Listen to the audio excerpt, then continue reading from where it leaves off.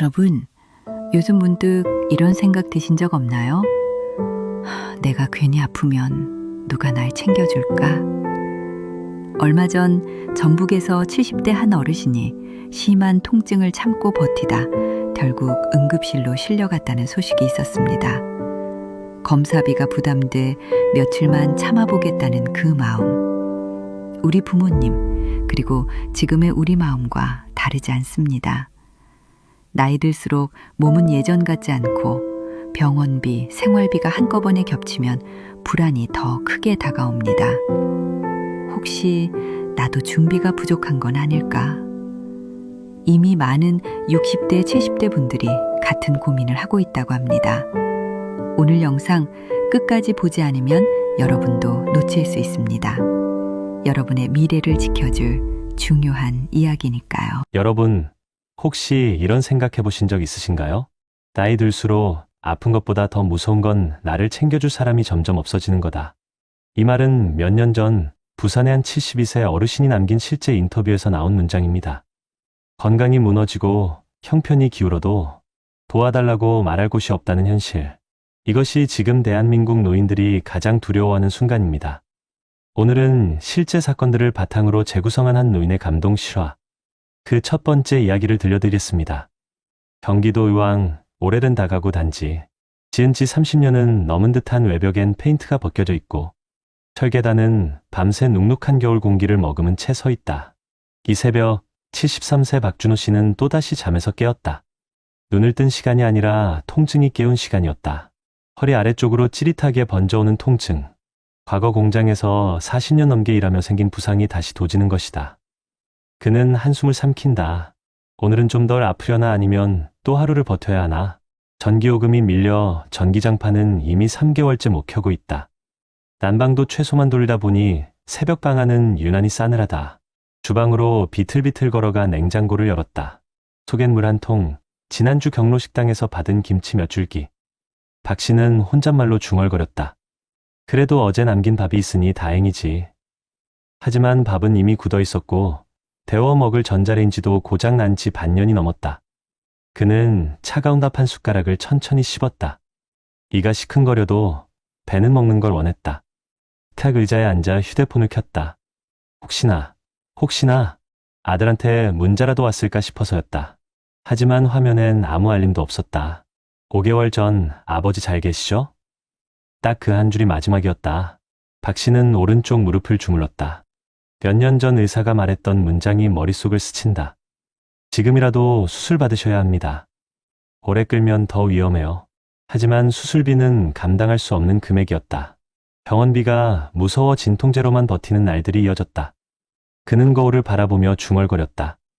내가 왜 이렇게 됐을까? 평생 사람 부양하며 살았는데 이제는 누구한테도 말 못하는 처지가 됐네. 그 말 속엔 통증보다 더 아픈 자존심과 외로움이 배어 있었다.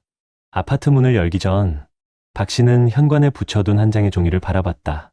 독거 어르신 무료 진료 신청 안내. 경기도 노인 의료 지원 사업. 작년 박 씨가 복지관 상담사에게 소개받은 안내문이다. 조건만 되면 무료로 검진을 받을 수 있다는데 그는 아직 신청하지 않았다. 왜냐면 나 같은 사람이 뭘 더 바랄 수 있어. 이 마음이 더 컸기 때문이다. 하지만 오늘따라 그 안내문이 유난히 눈에 들어왔다. 새벽 6시, 박 씨는 조용히 양말을 신고 밖을 나섰다.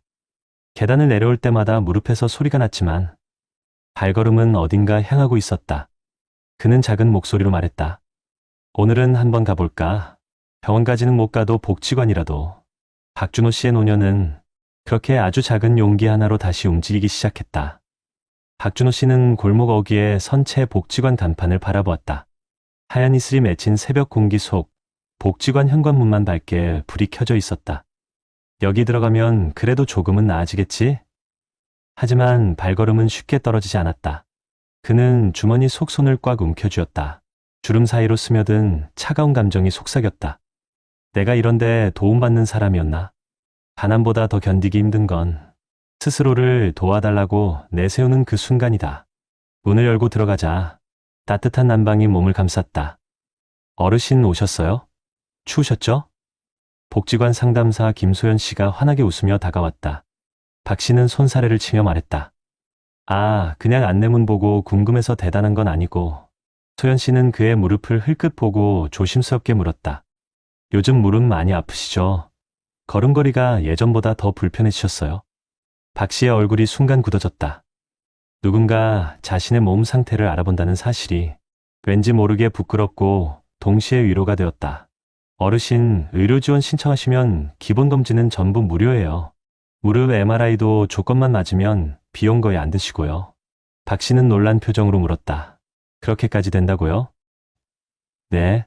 생각보다 많은 분들이 몰라서 못 받고 계세요. 그 말에 박준호 씨의 눈이 천천히 흔들렸다. 그는 속으로 생각했다. 나는 그냥 참고 사는 게 당연한 줄 알았는데 생각보다 나 같은 사람에게도 길이 있었던 건가. 그때 박 씨의 휴대폰이 울렸다. 화면엔 미정이라는 이름이 떠 있었다. 5개월 만에 전화였다. 아빠 요즘 어떻게 지내? 그 이따가 잠깐 볼 수 있을까? 박 씨는 순간 말문이 막혔다.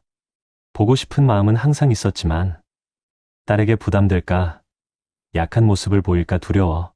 먼저 찾지 못했던 시간들이 떠올랐다. 겨우 입을 떼어 말했다. 그래, 아빠 괜찮다.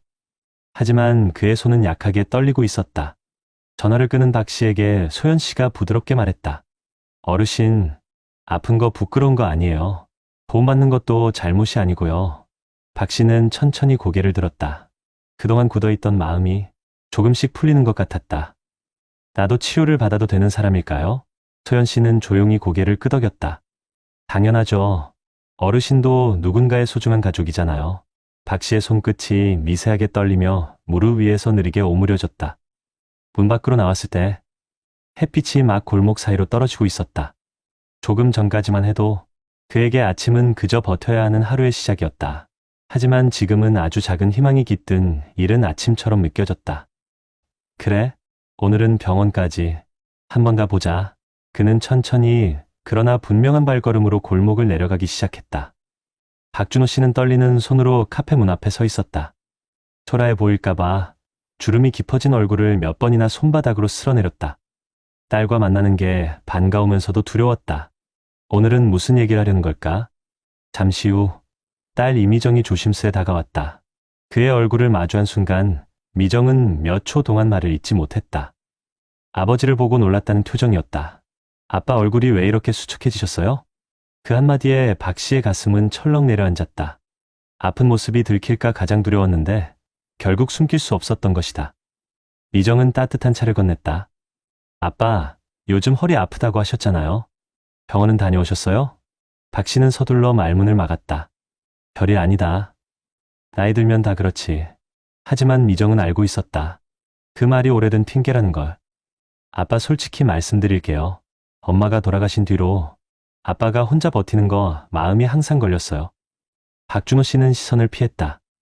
미정과 눈을 마주치면 괜찮다는 말이 더 이상 입에 붙지 않을 것 같았다. 침묵 끝에 박 씨가 낮은 목소리로 말했다. 병원비가 좀 걱정됐지. 아무리 저렴하다 해도 내 입장에선 큰 돈이니까. 그는 끝까지 체면을 지키고 싶었지만 딸 앞에서는 더 숨길 수가 없었다. 미정의 눈이 붉어졌다. 아빠 그런 문제 혼자 끌어안고 계셨어요? 왜 한 번이라도 저한테 말 안 하셨어요? 박 씨는 떨리는 목소리로 답했다. 내가 힘들까봐, 부담 줄까봐 그랬지. 그 순간 두 사람 사이에 묵직한 공기가 가라앉았다. 아버지의 자존심, 그리고 딸의 미안함이 동시에 터져나오는 순간이었다. 그날 오후 미정의 손에 이끌려 박 씨는 결국 병원에 오게 되었다. 접수 창구 앞에 서는 동안 그는 긴장으로 어깨가 굳어 있었다.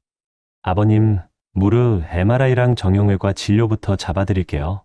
간호사가 친절하게 말했지만 박준호 씨의 표정은 점점 굳어졌다. 진료비가 얼마나 나올지, 혹시 큰 병이 나올지, 그 모든 불안이 한꺼번에 몰려왔다. MRI 촬영을 마치고 나온 후 정형외과 의사는 모니터 화면을 가리켰다. 어르신 예상보다 상태가 많이 안 좋습니다. 무릎 연골이 거의 다 닳아있고 척추 디스크까지 동반됐어요. 박 씨는 귀에서 윙하는 소리가 나는 듯 했다. 의사는 말을 이어갔다. 지금은 걷고 있지만 이대로면 몇 달 뒤엔 일상생활도 어려울 수 있습니다. 수술이 필요합니다. 그 말이 떨어지는 순간 박준호 씨의 손이 파르르 흔들렸다. 수술? 그는 얼굴을 들지 못했다. 자신의 몸이 이렇게까지 망가져 있었다는 사실을 받아들이기가 너무 힘들었다. 진료실 밖 딸 미정은 결국 눈물을 흘렸다. 아빠 왜 이렇게 될 때까지 참으셨어요? 누가 아빠한테 이렇게 살라고 했어요? 왜 저한테 한 번도 말 안 했어요? 박 씨는 미정의 손을 잡지도 못한 채 그저 고개만 떨구었다. 미안하다. 정말 미안하다. 그 말 뒤에 담긴 의미는 평생 가족을 위해 살아온 아버지의 마음, 그리고 혼자 맞은 노년의 쓸쓸함이었다. 진료비 견적서를 들고 복도에 서 있는 박 씨는 표정이 굳어 있었다. 20만 원이 조금 넘는 금액, 수술비까지 포함하면 앞으로 더 많이 들 터였다. 미정이 조용히 말한다. 아빠, 제가 다 처리할게요. 걱정하지 마세요. 그러자 박 씨는 단호하게 고개를 저었다. 안 된다. 나는 내 짐이 되고 싶지 않다. 이 말은 가난보다 더 두려운 단어였다. 짐. 수많은 60대, 70대 시청자들이 자신을 보는 듯한 가장 마음 아픈 장면이 바로 이 순간이었다. 박준호 씨는 복도 의자에 조용히 앉아 조용히 손을 모았다. 수술을 받아야 하지만 부담 줄까봐 두렵고 그렇다고 버티면 다리가 더 망가질 것을 알고 있었다. 그의 인생은 지금 이 병원 복도에서 가장 큰 갈림길을 맞고 있었다. 병원에서 돌아온 박준호 씨는 낡은 전등 아래 조용히 앉아 있었다. 견적서 한 장이 테이블 위에 놓여 있었고 그 종이만 바라보는 그의 눈빛엔 섞인 감정들이 덩어리처럼 쌓여 있었다. 수술을 받으면 3개월은 꼼짝 못할 텐데 누가 나를 도와줄까? 그리고 그 옆에서 딸 미정은 조용히 아버지를 바라봤다. 그의 어깨가 얼마나 작은지, 얼마나 무거운 삶을 버텨왔는지 오늘만큼은 선명하게 보였다. 아빠, 조심스러운 부름에 박 씨가 고개를 들었다. 저 어릴 때 아빠가 저를 업고 병원 다니던 거 기억나요? 박 씨의 눈썹이 살짝 떨렸다. 그때 아빠는 저한테 단 한 번도 내가 짐이다라고 말한 적 없었어요. 근데 왜 아빠는 혼자 이렇게 버티고 계셨어요? 그 말은 시간을 거슬러 박 씨의 가슴 깊은 곳을 찔렀다. 평생 가족을 위해 살아온 아버지. 그 아버지가 늙어 홀로 참아낸 시간. 그 사이에 말하지 못한 마음들이 미정의 목소리로 흘러나왔다. 박 씨는 긴 침묵 끝에 조용히 입을 열었다. 그래, 나도 이제는 좀 누구한테 기대봐도 되겠지. 미정은 눈물을 훔쳤다. 아버지가 처음으로 자신에게 의지하겠다는 말을 한 순간이었다. 아빠, 우리 같이 해요. 수술 받으세요. 제가 옆에 있을게요. 그제야 박 씨는 무너진 듯 고개를 끄덕였다. 그래, 한번 고쳐보자. 며칠 뒤 수술대 앞에 선 박 씨는 두 손을 꼭 모았다. 늘 강한 척하던 그도 두려움 앞에서 솔직해질 수밖에 없었다. 하지만 문이 닫히기 직전 딸이 그의 손을 꼭 잡았다. 아빠, 걱정하지 마세요. 다시 걸을 수 있어요.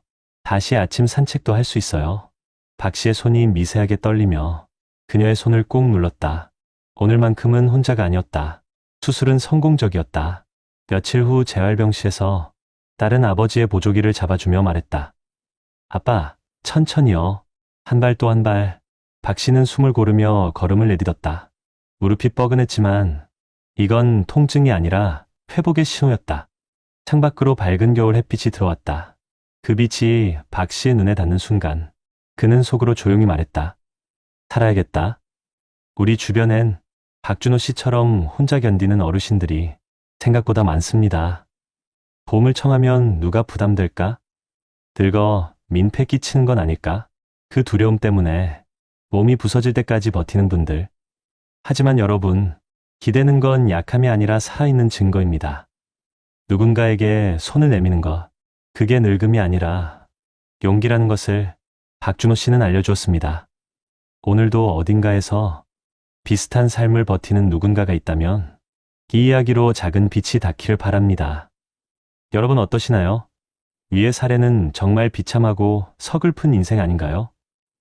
하지만 지금부터 소개해드리는 사례는 정반대의 선택으로 행복한 노후를 보내고 있는 분을 소개해드리겠습니다. 경기도 광명에서 살고 있는 67세의 김선욱 씨는 평범한 직장인이었다. 대기업 관리직으로 35년을 일하고 퇴직한 그가 지금 보내는 노후는 주변 사람들이 부러워할 만큼 안정적이었다. 집은 오래된 아파트였지만 관리가 잘 되어 있었고 아내와 함께 사는 단란한 일상은 잔잔한 평화로 가득했다. 겉보기엔 특별한 점이 없어 보였지만 그의 노후가 이렇게 안정적일 수 있었던 이유는 과거의 작은 습관 하나에서 시작되었다. 김선욱 씨는 40대 중반부터 직원들 사이에서 걱정 많은 과장님이라고 불렸다. 주변 동료들이 점심시간마다 주식 얘기, 아파트 호재 얘기로 한창 들끓던 2000년대 후반에도 그는 조용히 커피 한 잔을 마시며 늘 같은 말을 반복했다. 사람은 오래 살면 돈보다 계획이 필요해. 계획이 없으면 다 잃어. 당시에는 다소 유별나게 보였지만 그는 실제로 말보다 행동이 더 앞서는 사람이었다. 대출 내지 않았고 회사 복지로 제공되던 연금저축을 매년 최대한 채웠으며 소비를 줄이려고 억지로 아끼지도 않았다. 그저 필요 없는 지출을 피하는 습관을 만들어 놓았을 뿐이었다. 하지만 그의 인생의 가장 중요한 전환점은 55세 무렵 찾아왔다. 회사에서 구조조정 이야기가 흘러나왔고 몇몇 동료들은 퇴직하면 작은 가게 하나 차려보자며 들뜬 분위기를 보였다. 그때 김선욱 씨는 사내 식당에서 동료 2명이 흥분한 목소리로 말하는 걸 들었다. 지금 프랜차이즈 치킨집 하면 대박이래. 퇴직금 몰아넣어서 가게 하나 차리면 우리도 사장님이야. 그러나 그는 미묘한 불안감을 느꼈다. 퇴직금 1억 6천만 원. 평생 벌어 모은 그 돈을 단 몇 달 만에 감정으로 결정하기엔 너무나 무거운 금액이었다. 그는 계산기부터 꺼냈다. 월세, 권리금, 재료비, 인건비, 투자는 차갑게 현실을 보여줬다. 그는 조용히 중얼거렸다. 이건 모험이 아니라 도박이야. 그 결정을 한 이유엔 과거의 경험도 있었다. 김선욱 씨의 아버지가 작은 철물점을 운영하다가 경쟁이 심해져 결국 문을 닫았고 그 후 노년의 삶이 급격히 흔들린 모습을 어린 시절 지켜봤기 때문이었다. 그 기억은 오래도록 그의 마음속에서 경고등 역할을 하고 있었다. 퇴직을 앞둔 어느 날 회사의 노후교육 강의에서 한 강사가 말했다. 퇴직 이후 1년이 가장 위험합니다. 준비가 안 된 사람은 처음 1년 동안 소비가 폭발하고 준비된 사람은 처음 1년 동안 소비를 줄입니다. 그 문장은 그의 마음속에 깊게 박혔다. 퇴직 후 그는 실제로 아무것도 하지 않았다. 가게도 차리지 않았고 여행도 가지 않았다. 노후를 보상받아야 할 시기라고 생각하는 주변 사람들의 말과는 달리 그는 조용하게 일상을 유지했다. 그러나 그 조용한 선택이 그의 삶을 완전히 바꾸는 기반이 되었다. 퇴직한 첫 달, 직장 후배들이 모두 한 번씩 회식을 제안했다. 축하한다는 의미였다. 하지만 김선욱 씨는 대부분 거절했다. 나는 그럴 만한 형편이 아니야. 그리고 아직은 쓰기보다 지킬 때야. 변명은 너무 소극적이다. 인생은 한 번인데 좀 즐기라며 웃어넘겼지만 그는 그 말들이 흔들리지 않았다. 퇴직 후 1년이 지났을 때 동료들 사이에서 뜻밖의 소식이 하나둘 들려왔다. 어떤 이는 치킨집을 차렸다가 8개월 만에 문을 닫았고 또 어떤 이는 주식 투자로 절반 가까이를 잃었다. 새로 시작한 사업이 늦게 자리를 잡아 가족과 갈등을 겪는 사람도 있었다. 그 소식을 들은 날 밤, 김선욱 씨는 혼잣말로 말했다. 지키길 잘했다. 그는 돈을 지킨 게 아니라 자신의 삶을 지켰다는 걸 깨달았다. 그 후로 그의 노후는 빠르게 흔들리지 않는 일상에 뿌리를 내리기 시작했다. 매일 아침 아파트 단지 산책로를 걷고 아내와 아침밥을 차려 먹고 동네 도서관에서 책을 1시간 읽고 가끔 손주들을 돌보는 따뜻한 날들. 그의 일상은 거창하지 않았지만 불안 없이 숨을 쉴 수 있는 삶이었다. 그런 평온한 나날 속에서 뜻밖의 갈등은 조용히 찾아왔다. 퇴직 3년 차이던 어느 겨울, 김선욱 씨는 갑작스러운 통증으로 새벽에 눈을 떴다. 몇 달 전부터 무릎이 조금씩 아프긴 했지만 그날은 느낌이 달랐다. 움직일 때마다 관절이 덜컥거리는 소리와 함께 날카로운 통증이 번졌다. 그는 잠시 앉아서 숨을 고르며 스스로에게 말했다. 나도 이제 예전 같지 않구나. 아침이 되어 아내에게 조심스럽게 말을 꺼냈다. 여보, 병원 한번 가봐야겠어. 아내는 놀라며 물었다. 당신이 그렇게 말하는 거 처음이네. 많이 아픈 거야? 그의 표정은 깊은 걱정을 감추지 못하고 있었다. 병원에 도착해 정밀 검사를 받은 뒤 의사는 모니터 화면을 가리키며 조심스럽게 말했다. 김 선생님 무릎 연골이 상당히 닳았습니다. 지금은 걸을 수 있지만 이대로면 몇 년 뒤엔 일상생활이 많이 불편해질 수 있습니다. 순간 일부 사례의 주인공처럼 모든 게 무너질 수도 있다는 두려움이 스쳐 지나갔다. 혹시 나도 이렇게 무너지는 건 아닐까 하는 생각이 한순간 마음을 덮었다. 하지만 곧 그는 침착하게 의사의 말을 더 들었다. 다행히 아직 회복 가능성이 큽니다. 초기 단계이니 재활과 운동, 약물 치료로 충분히 관리할 수 있어요. 김선욱 씨는 천천히 숨을 내쉬었다. 상황은 심각했지만 절망은 아니었다. 그에게는 치료비를 감당할 여유가 있고 더 중요한 건 문제가 발생했을 때 즉시 대응할 수 있는 건강 관리 습관이 이미 자리 잡아 있었다. 몇 년 전부터 이어온 규칙적인 운동, 과한 지출을 줄여 건강보험식단에 투자한 노하우, 퇴직 후 첫 해를 절제 있게 보내면서 지킨 자산들. 이 모든 것들이 지금의 위기 앞에서 하나둘씩 힘을 발휘하기 시작했다. 의사에게 설명을 듣는 동안 김선욱 씨는 오히려 마음이 안정되는 걸 느꼈다. 이제라도 알게 돼서 다행입니다. 제가 할 수 있는 건 다 해보겠습니다. 의사는 고개를 끄덕였다. 그 마음이면 충분합니다. 이미 잘 관리해 오신 게 느껴져요. 대부분은 아프기 전까지 방치하다가 뒤늦게 병이 커져서 오시거든요. 그 말은 그가 평생 쌓아온 습관과 준비가 헛되지 않았음을 증명해주는 듯 했다. 퇴원 후 아내는 따뜻한 생강차를 내오며 말했다. 여보, 당신이 늘 말하던 미리 준비하는 삶이 정말 우리를 지켜줬나 봐. 그 말에 김선욱 씨는 작은 미소를 지었다. 나이 들어서도 지키는 게 중요한 거였지. 며칠 뒤 그는 딸과 사위를 집으로 불렀다. 오랜만에 모인 가족들 앞에서 그는 진지하게 말했다. 아빠가 무릎이 좀 안 좋아졌어. 근데 걱정하지 마라. 크게 나쁘진 않대. 딸은 놀라서 물었다. 아버지, 병원비는 괜찮아요? 혹시 필요하시면 말씀하세요. 그는 단호하게 고개를 저었다. 아빠는 평생 이런 날을 대비해서 준비해 놓은 게 있어. 너희한테 손 벌릴 일 없어. 딸은 잠시 말이 없었다. 그러다 조용히 웃으며 말했다. 아버지, 정말 대단하세요. 그 말 속엔 존경과 안심, 그리고 사랑이 담겨 있었다. 이 순간 김선욱 씨는 확신했다. 준비된 노후가 가져오는 건 단순한 경제적 안정이 아니라 가족에게 짐이 되지 않는 삶, 그로 인해 지켜지는 가족 간의 관계라는 것을. 김선욱 씨는 병원에서 배운 재활 운동을 꾸준히 따라했다. 한 번도 빠지지 않고 매일 아침 아파트 단지를 걸었다. 예전보다 천천히, 하지만 더 깊은 호흡으로 걸었다. 어느 날 아파트 단지 벤치에서 쉬고 있는데 아래층에 사는 74세 이웃 어른이 다가와 물었다. 김 선생, 요즘 더 젊어졌네. 비결이 뭔가? 그는 웃으며 대답했다. 비결이라기보다 걱정 만들지 않는 생활을 한 덕이죠. 이웃은 고개를 끄덕이며 말했다. 역시 준비된 사람은 달라. 그 말은 그의 지난 삶을 정확히 요약하는 한 문장이었다. 김선욱 씨는 어느 날 일기를 쓰듯 작은 메모를 남겼다. 나이 들어 후회하지 않으려면 돈보다 마음이 먼저 안정돼야 한다. 그리고 그 마음은 평생 습관이 만든다. 그의 노후는 화려하지 않았다. 그렇지만 안정이라는 단단한 기둥 위에 서 있었다. 누군가에게 의지하지 않아도 되었고 병이 찾아와도 당황하지 않았다. 삶의 균형이 무너지지 않았다. 그의 이야기는 우리에게 조용히 말하고 있었다. 준비된 노후는 나를 지키고 내 가족을 지키고 내 삶을 지키는 길이다. 불행을 피한 게 아니라 평생 쌓아온 작은 선택들이 그를 지켜준 것이다. 노후가 불안정했던 첫 번째 사례와 달리 김선욱 씨처럼 준비된 노후를 살아가는 사람들의 공통점은 여러 통계에서도 명확하게 나타난다. 대한민국 통계청이 발표한 고령층 생활실태 조사에서는 안정적인 노후를 보내는 65세 이상 인구의 가장 중요한 요소로 정기적인 소득원을 꼽았다. 자료에 따르면 연금이나 이자, 퇴직금처럼 꾸준한 현금 흐름을 가지고 있는 고령층은 그렇지 않은 고령층보다 생활 만족도가 2배 가까이 높게 나타났고, 갑자기 질병이나 의료비 지출이 발생해도 불안이 크게 줄어드는 것으로 조사됐다.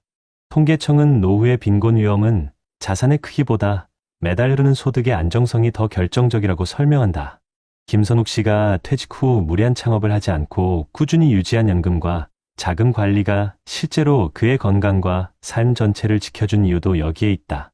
보건복지부와 한국보건사회연구원이 조사한 자료에서도 비슷한 결과가 나타난다. 의료비 부담 때문에 치료를 미루거나 포기하는 고령층은 대부분 예상치 못한 지출을 감당할 현금이 없다는 이유를 들었다. 반면 평소 수입에서 일정 비율을 지속적으로 모은 고령층은 같은 질환이라도 치료 시점이 늦어지지 않고 건강 상태가 양호할 가능성이 더 높았다. 보고서에서는 건강 문제는 노후의 가장 큰 지출 요인이며 준비된 가정과 그렇지 않은 가정의 삶의 격차를 빠르게 벌리는 요소라고 설명한다. 특히 무리한 창업이나 대출, 단기 투자보다 지출 관리와 규칙적인 운동, 예방검진이 미래 의료비를 크게 낮춘다는 결론이 나왔다. 이 연구는 노후가 흔들리는 이유는 갑작스러운 위기보다 준비되지 않은 선택의 반복 때문이며 퇴직 직후 안정적인 소비와 규칙적인 생활 리듬을 잡는 것이 가장 중요하다고 정리한다. 김선욱 씨가 지난 세월 실천해온 흐름과 자연스럽게 이어지는 내용이다. 국내 학술 자료에서도 동일한 흐름을 확인할 수 있다. 여러 연구에서는 퇴직 이후 초기 몇 년간 소비를 안정적으로 유지한 집단이 장기적으로 노후 빈곤에 빠질 확률이 낮다는 분석을 제시했다. 특히 건강관리와 경제적 안정 사이의 밀접한 연관성이 강조되는데 조기 검진과 예방 차원의 건강 습관이 추후 의료비와 회복 기간을 크게 줄여준다는 연구 결과도 반복적으로 확인된다. 이는 경제적 준비와 신체적 준비가 함께 갈 때 삶 전체가 안정된다는 점을 보여준다. 해외 조사에서도 동일한 경향이 나타난다. 여러 국가를 비교한 조사에서는 은퇴 직후 과도한 소비를 줄이고 규칙적인 의료 관리를 유지한 고령층이 이후 평균 여생 동안 겪는 의료비 지출 증가폭이 낮다는 분석이 나왔다. 또한 은퇴 첫 몇 년간의 소비 패턴이 이후의 안정성을 결정하는 비중이 매우 크며 준비된 노후를 보낸 사람들은 질환을 조기에 발견하고 치료할 확률이 높아 삶의 질이 더 좋다는 조사도 있다. 이는 김선욱 씨의 선택이 단순한 절약이 아니라 미래 위험을 줄이는 전략적 행동이었다는 사실을 잘 보여준다. 이 다양한 자료들이 공통적으로 말하는 결론은 단순하다. 노후의 격차는 소득의 높고 낮음보다 준비된 생활 습관이 만들어내는 차이에서 시작된다는 점이다. 그리고 그 준비는 화려한 수입이나 특별한 능력이 아니라 매일 반복된 작은 선택에서 비롯된다. 김선욱 씨처럼 평소 지출 관리하고 건강을 챙기고 돌발 상황을 대비해두는 사람은 아플 때 병원을 미루지 않고 가족에게 짐이 되지 않으며 위기가 와도 무너지지 않는 삶을 다져간다. 결국 노년의 안정은 하루하루의 습관과 선택의 결과라는 사실을 여러 통계와 연구가 증명하고 있다. 전문가들은 김선욱 씨처럼 안정된 노후를 지키기 위해 가장 중요한 것은 문제가 닥쳤을 때 흔들리지 않는 기초 체력을 마련하는 것이라고 말합니다. 여기서 말하는 기초 체력은 단순히 돈을 많이 모으는 것이 아니라 예측 가능한 지출을 줄이고 위험을 분산한 삶의 구조를 만드는 것을 의미합니다.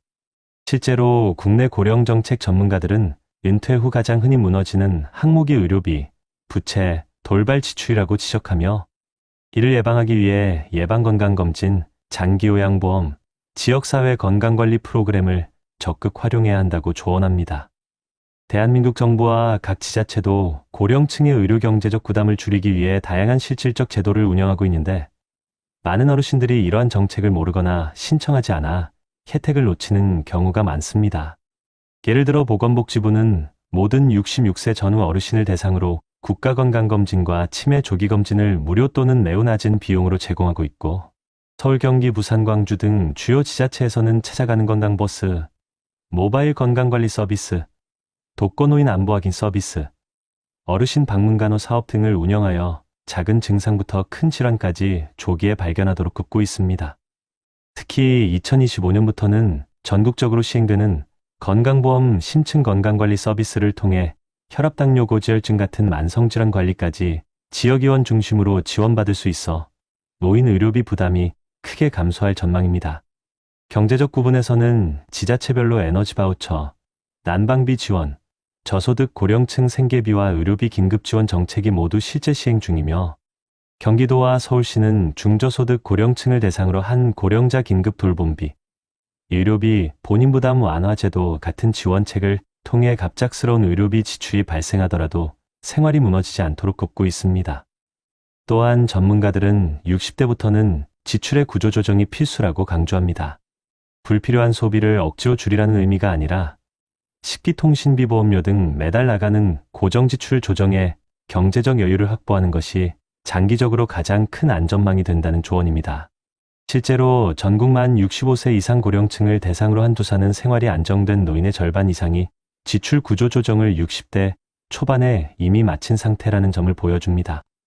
여기에 더해 정부는 고령자 근로장려금과 노년 일자리 사업을 통해 60대, 70대가 무리하지 않고도 월 소득을 보완할 수 있도록 돕고 있으며 2025년부터는 다양한 형태의 시간제 단기형 노년 일자리도 확대될 예정입니다. 해외에서도 한국과 비슷한 고령화 문제를 해결하기 위해 다양한 노후 정책을 시행하고 있습니다. 일본은 지방자치단체가 주도하여 지역 포괄 케어 시스템을 확대하고 있는데 이는 거주지 반경 안에서 건강관리 요양 주거 돌봄을 모두 해결하는 구조로 고령층이 아프더라도 지역사회에서 빠르게 도움을 받을 수 있습니다. 독일은 장기요양보험을 통해 가족 부담을 줄이는 데 중점을 두고 있고 실제로 노인이 갑자기 아프거나 거동이 어려워지면 요양간병 방문 도우미 서비스가 보험으로 자동 연계됩니다. 북유럽 국가들은 고령층이 겪는 사회적 고립 문제 해결을 위해 공동 식사 프로그램, 노년 커뮤니티 센터, 무료 건강 모임 등을 운영하며 정신 신체 건강을 함께 관리하고 있습니다. 이러한 해외 사례는 우리나라의 지역사회 통합 돌봄 정책이 앞으로 어떤 방향으로 확장될 수 있을지 보여주는 중요한 모델입니다. 전문가들은 공통적으로 말합니다. 노후 준비는 완벽한 계획이 아니라 작은 실천에서 시작된다고요. 기본 건강검진을 제때 받는 것, 지자체 복지센터에 한번 방문해 상담을 받아보는 것, 불필요한 지출을 줄이고 내 몸과 생활을 지키는 최소한의 장치를 마련하는 것이 결국 삶 전체를 지키는 기초가 됩니다. 김선욱 씨처럼 평범한 가정에서 안정된 노후를 만든 사람들의 공통점은 거창한 목표가 아니라 반복되는 일상을 관리하는 힘에 있습니다. 여러분 역시 지금부터라도 지자체의 건강복지 지원을 확인해 두고 질병을 미루지 않고 소비를 점검하는 습관을 실천한다면 앞으로 다가올 노년의 삶은 충분히 바뀔 수 있습니다. 한 줄로 오늘 이야기를 마무리해보고 싶습니다. 늦게 핀 꽃도 결국 피어난다는 걸, 나이는 우리 삶의 끝이 아니라 또 한 번의 시작이라는 것. 여러분, 오늘 두 사람의 이야기를 함께 들었습니다. 하나는 아픔을 참다 결국 고립 속에서 무너졌던 어르신의 삶이었고, 다른 하나는 작은 선택을 쌓아가며 노후를 단단하게 지켜낸 김선욱 씨의 이야기였습니다. 두 사람 모두 같은 시대를 살았고, 같은 고생을 했고, 같은 나이에 은퇴했지만, 결과는 너무도 달랐습니다. 한 사람은 괜찮다 스스로를 속이며 혼자 버텼고, 결국 병이 악화될 때까지 주변에 손을 내밀지 못했습니다.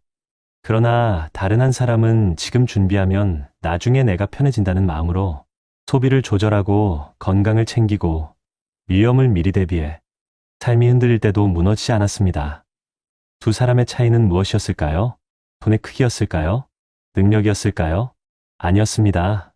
그 차이는 평생 쌓아온 작은 습관, 그리고 나를 지키겠다는 조용한 의지였습니다. 우리는 종종 나이를 이유로 후회하고 이제 와서 뭐가 달라지겠어라며 체념하곤 합니다. 하지만 여러분, 진짜 늦은 때는 없습니다. 몸이 보내는 작은 신호를 외면하지 않는 일, 지출을 다시 점검해보는 일, 지자체 복지센터를 한번 찾아가 상담을 받아보는 일, 병원을 미루지 않고 제때 가보는 일, 이 모든 것은 지금 당장도 시작할 수 있는 작은 실천입니다.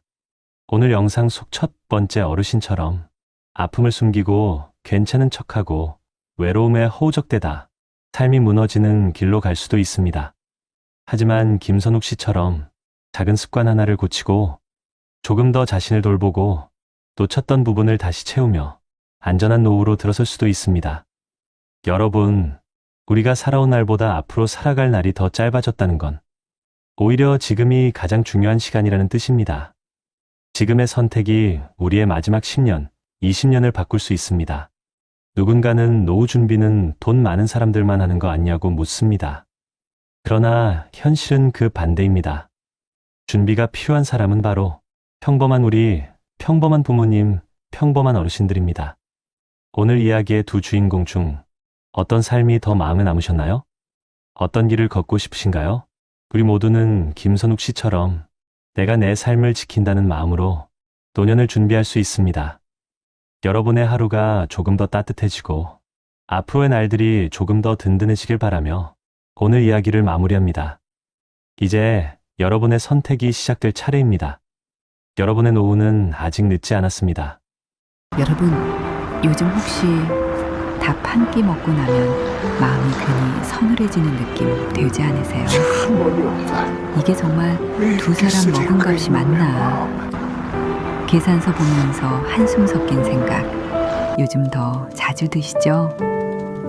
불과 몇 년 전만 해도 10,000원이면 해결되던 점심이 이제는 꿈 같은 얘기가 됐고, 외식 한번 나갔다 오면 5만 원, 7만 원이 사라지는 요즘. 이대로 계속 나가서 드셔도 정말 괜찮으신가요? 나이도 들었는데 이제 좀 즐기며 살자. 이렇게 마음 다독이시죠? 그런데 지금 60대, 70대 분들 사이에서 가장 빠르게 늘어나는 후회가 뭔지 아세요? 외식비 때문에 노후가 새고 있었다는 걸 너무 늦게 알았다는 것입니다. 혹시 여러분도 모르게 같은 실수를 반복하고 계신 건 아닐까요?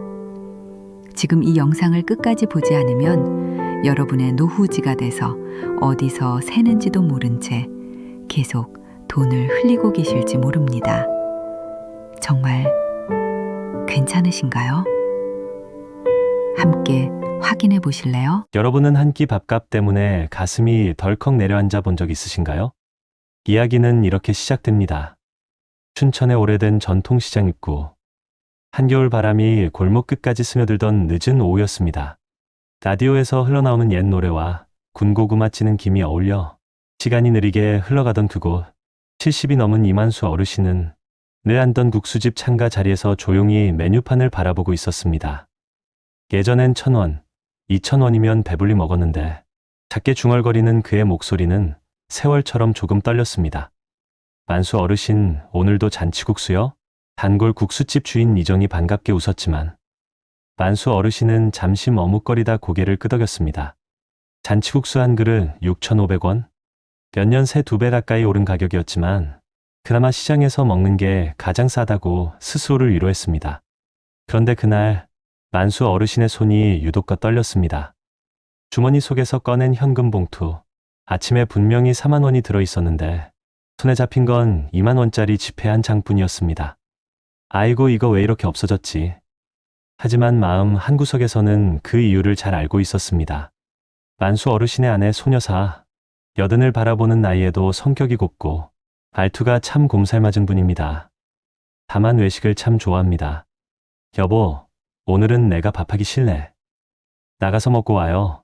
여보, 시장에 새로 생긴 솜칼국수집 있대. 여보, 오늘은 밖에서 고등어구이 어때요?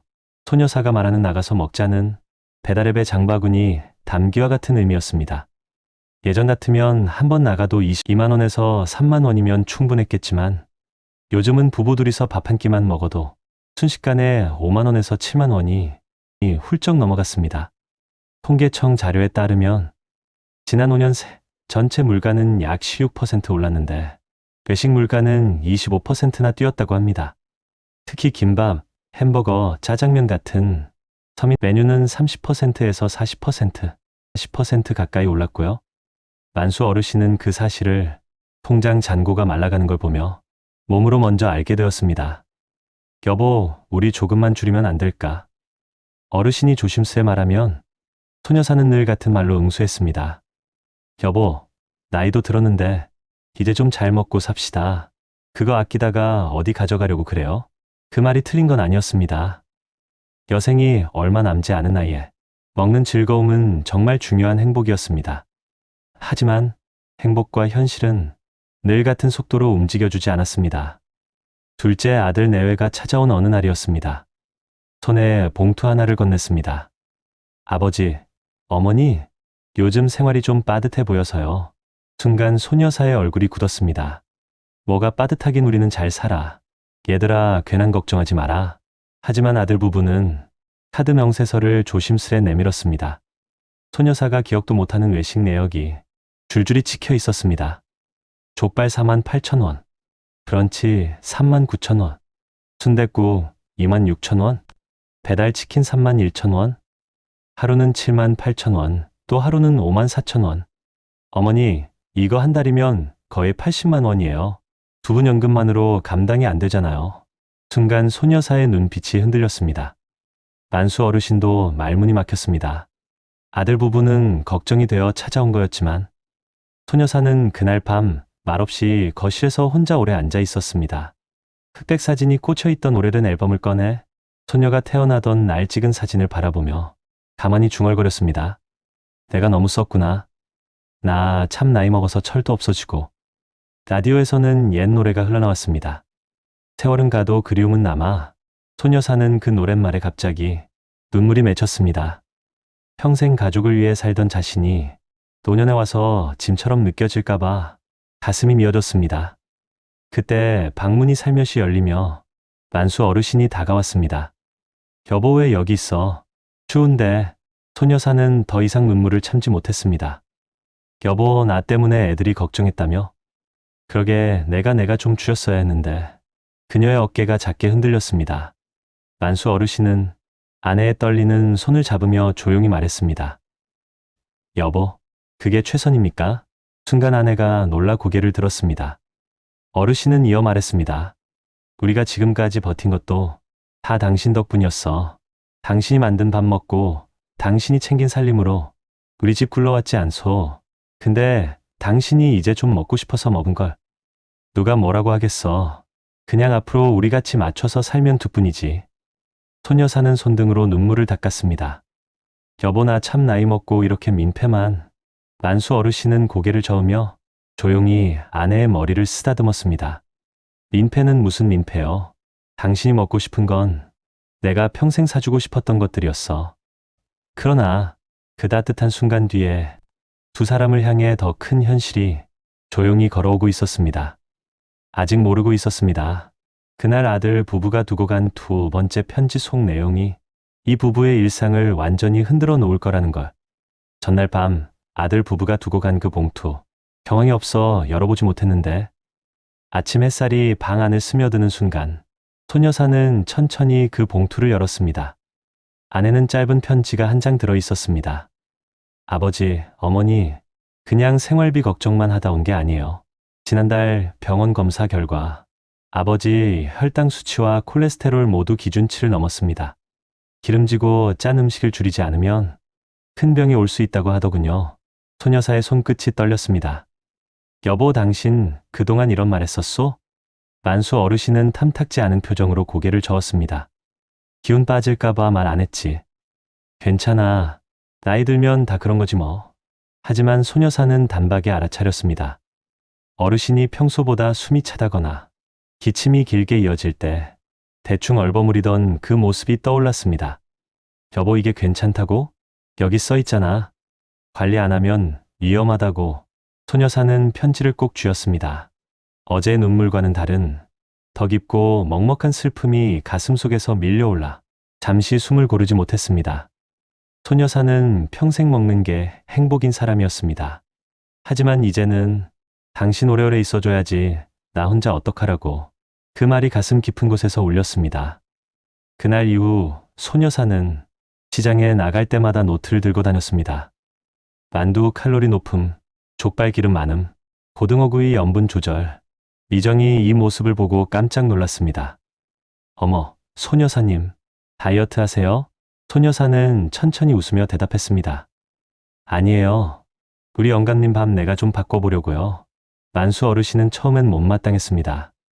평생 입맛대로 살아온 사람이 갑자기 싱거운 밥을 먹자니 도무지 적응이 안 됐습니다. 그러던 어느 날이었습니다. 저녁 식탁에 놓인 건 싱겁게 간한 미역국과 기름 거의 없는 닭가슴살 볶음. 평생 먹던 음식과 너무 다른 탓에 만수 어르신은 숟가락을 내려놓았습니다. 여보 이건 너무하잖소. 내가 지금까지 뭘 잘못했길래 이런 풀만 먹어야 되는 거요? 소녀사는 잠시 아무 말도 하지 않았습니다. 그리고 천천히 그 노트 한 장을 어르신 앞에 내밀었습니다. 여기 봐요.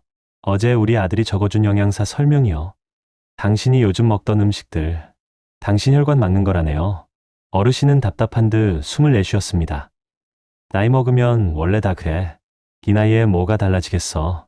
그러자 소녀사는 참았던 감정을 터뜨리듯 목소리가 높아졌습니다. 그래도 내가 지켜보고 싶다고요. 그 순간 식탁 위에 놓인 흑백 사진 하나가 시야에 들어왔습니다. 손자가 어린 시절 만수 어르신 무릎에 앉아 웃고 있던 사진. 소녀사는 그 사진을 가리키며 말했습니다. 저 애가 시집가고 장가갈 때 당신 옆에 있어야죠. 여보, 나는 당신 없으면 아무것도 못해요. 만수 어르신은 그제야 아내의 진심이 뼛속까지 느껴졌습니다. 테이블 위에서 소녀사의 손이 작게 떨리고 있었습니다. 내가 당신 죽을까봐 무서워요.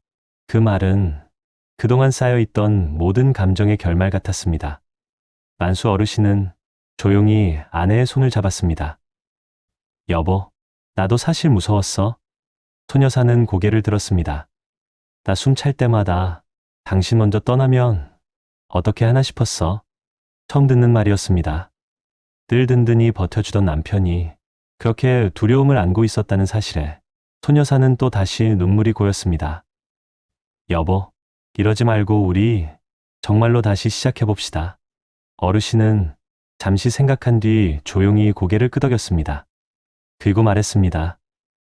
여보, 이제부터는 당신이 해주는 밥이 내 외식이요.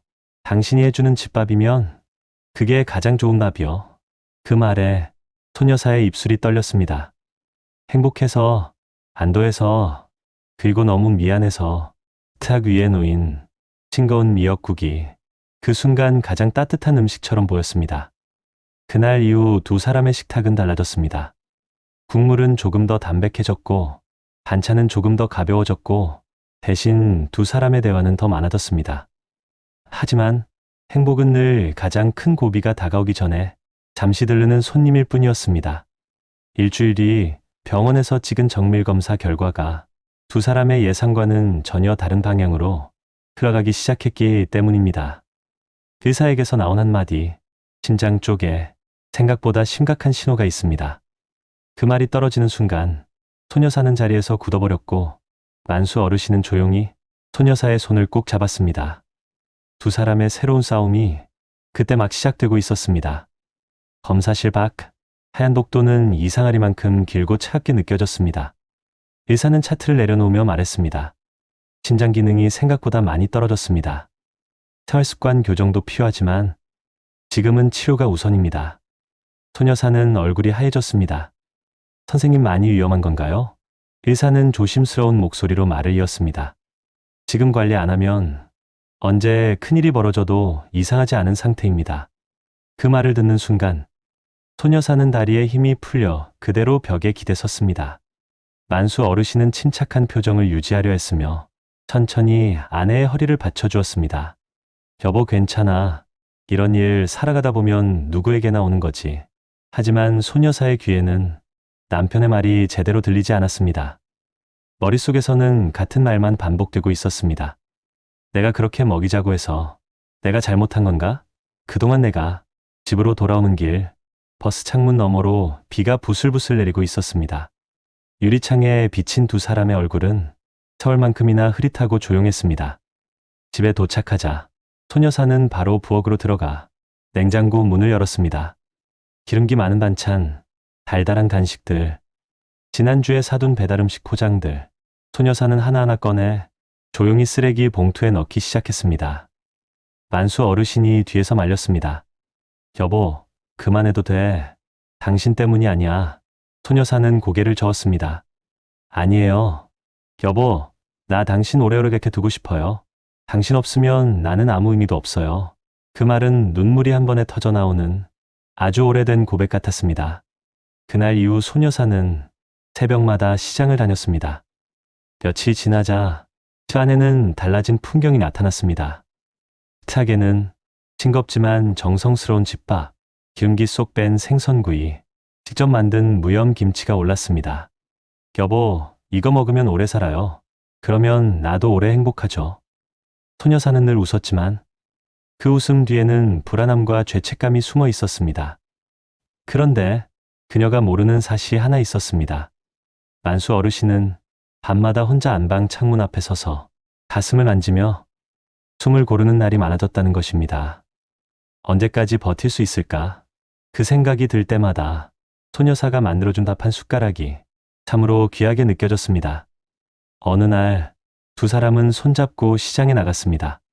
소녀사가 군고구마를 고르고 있을 때 만수 어르신이 주변을 둘러보았습니다. 햇볕이 따뜻하게 비추던 시장 골목, 아내 손을 맞잡고 다녔던 그 길, 그 순간 갑자기 가슴이 욱하고 조여왔습니다.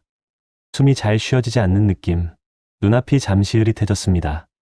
소녀사가 뒤돌아봤을 때 만수 어르신은 벤치에 앉아 숨을 고르고 있었습니다.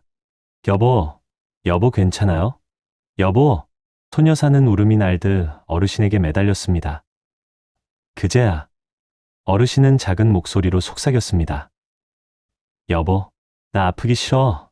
평생 강한 남편의 입에서 처음 듣는 말이었습니다. 그날 밤 두 사람은 오래된 앨범을 펼쳤습니다. 흑백 사진 속 젊은 날의 두 사람, 아이 둘을 키우며 힘들게 살아가던 시절, 명절장을 보던 웃음 가득한 모습들, 사진 한 장 한 장이 마치 오래된 영화처럼 마음을 흔들었습니다. 그러다 마지막 페이지에서 소녀사가 사진 하나를 꺼냈습니다. 손자가 태어나던 날, 만수 어르신이 갓난아기를 안고 세상 누구보다 행복한 얼굴로 웃고 있는 사진. 소녀사는 그 사진을 바라보며 말했습니다. 여보, 당신한테 진짜 미안해요.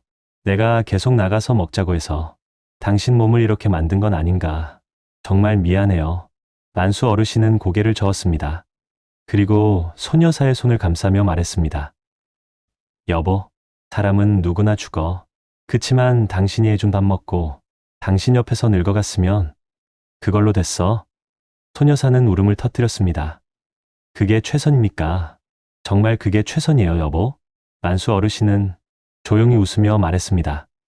그래, 여보, 당신하고나 이렇게 둘이 손잡고 사는 게 나한테는 최선이요. 그 말이 떨어지는 순간 두 사람은 서로를 꼭 껴안았습니다. 주름과 세월로 꾹꾹 눌러 담았던 사랑이 그 품 안에서 터져 나왔습니다. 치료는 쉽지 않았지만 두 사람은 함께 이겨냈습니다. 식습관이 바뀌고 소녀사는 남편에게 맞는 새로운 레시피를 배우기 시작했습니다. 만수 어르신은 매일 아침 천천히 동네를 산책하며 숨을 고르기 시작했습니다. 서서히, 아주 서서히 두 사람의 삶에 다시 따뜻함이 돌아왔습니다. 어느 날 아침 소녀사가 조심스레 묻습니다. 여보, 오늘은 뭐 드시고 싶어요? 만수 어르신은 창밖을 바라보다 아내를 향해 미소 지었습니다. 오늘은 당신이 해주는 밥 먹고 싶소. 당신이 해준 집밥이 세상에서 제일 비싼 외식이니까. 소녀사는 잠시 말을 잇지 못했습니다. 그 말은 그녀가 평생 바라던 고백이었으니까요. 식탁 위에 노인 작고 소박한 아침밥. 하지만 그 속에는 평생 지켜내고 싶은 사랑이 가득했습니다. 그리고 두 사람은 그 작은 식탁에서 오래된 사랑의 의미를 다시 배웠습니다. 돈보다, 편리함보다, 외식보다 더 중요한 건 지켜야 할 사람이 곁에 있다는 사실. 그게 이 부부가 찾은 단 하나의 진짜 결론이었습니다. 여러분 어떠시나요? 위의 사례는 정말 비참하고 서글픈 인생 아닌가요? 하지만 지금부터 소개해드리는 사례는 정반대의 선택으로 행복한 노후를 보내고 있는 분을 소개해드리겠습니다. 강원도 속초 항구 근처 오래된 방파제 옆 작은 벤치. 74세 정희준 씨는 오늘도 새벽 산책을 마치고 텀블러에 담아온 따뜻한 보리차를 한 모금 마셨다. 바람이 세게 부는 겨울이라 몸이 오들오들할 법도 한데 혜준 씨의 표정은 잔잔했다. 주름진 얼굴 한가운데 자리한 눈빛은 이상하리만큼 평온했고 그 뒤에는 버틸 만큼 버텨냈다는 삶의 흔적이 차곡차곡 스며 있었다. 그는 10년 전 대기업에서 정년 퇴직했다. 퇴직금은 1억 4천만 원. 누군가에게는 부족해 보일지 몰라도 혜준 씨는 그 돈을 부자가 될 씨앗이 아니라 지켜야 할 마지막 울타리로 여겼다. 퇴직 직후 주변 친구들은 해외여행, 고급 레스토랑, 반짝반짝한 새 차를 이야기했지만 혜준 씨는 조용히 웃으며 말했다. 난 말이야 돈은 버는 게 중요한 게 아니더라. 지키는 게 진짜 어렵더라고. 그 말을 들은 친구들은 아이고, 혜준아, 인생 한 번뿐인데 그렇게 아끼기만 하다 뭐하냐. 라며 핀잔을 주곤 했다. 그러나 혜준 씨는 흔들리지 않았다. 왜냐면 그는 누구보다 가까운 사람의 몰락을 눈앞에서 보았기 때문이다. 혜준 씨는 40대 후반부터 작은 습관 하나를 꾸준히 지켜왔다.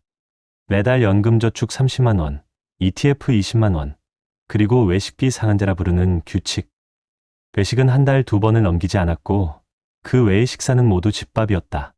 아내 박영희 여사는 처음엔 불만이었다. 여보, 사람들이랑 가끔 외식도 하고 그래야지. 그래도 우리가 이 나이 되도록 고생 많이 했잖아. 그럴 때면 혜준 씨는 늘 같은 말로 답했다. 여보, 지금 조금 덜 쓰면 나중에 우리가 서로에게 짐이 되지 않아. 영희 여사는 투덜대면서도 남편의 삶의 방식을 존중했다. 그도 알았다. 남편이 단순히 돈을 아끼자는 뜻이 아니라 함께 오래 살기 위한 준비를 하고 있다는 사실을. 2025년 외식 물가가 치솟으며 런치플레이션이 본격적으로 터져나왔다. 김밥 한 줄에 4,000원, 버거 세트는 10,000원이 넘어가고 서민 메뉴였던 라면, 짜장면, 떡볶이까지 30% 이상 일제히 올랐다. 퇴직자들의 지갑이 먼저 비명을 지르기 시작했다. 동네 경로당에서도 지금 밥값이 예전 같지가 않다. 연금 받아도 생활비가 모자라 죽겠다는 말이 절반이었다.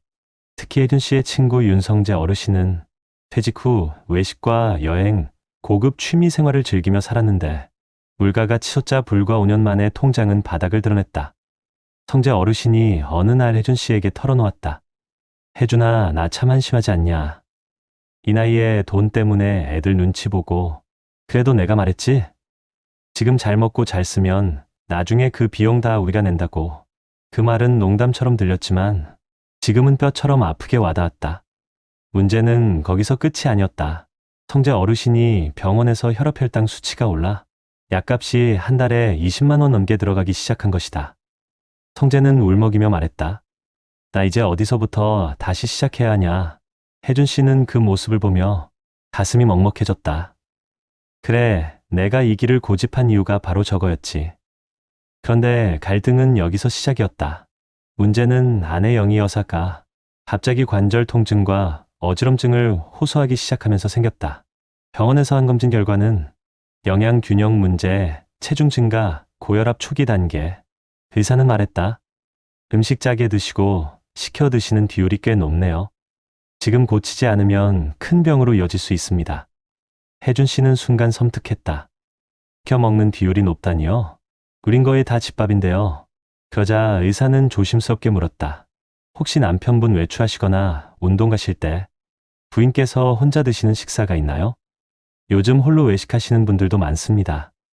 특히 60대와 70대 여성분들이요. 편하니까요. 그날 저녁 혜준 씨는 아내를 조심스레 바라보았다.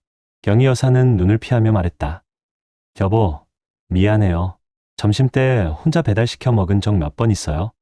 당신이 집밥 고집하니까 나도 먹고 싶은 게 있었고 혜준 씨의 마음이 철렁 내려앉았다.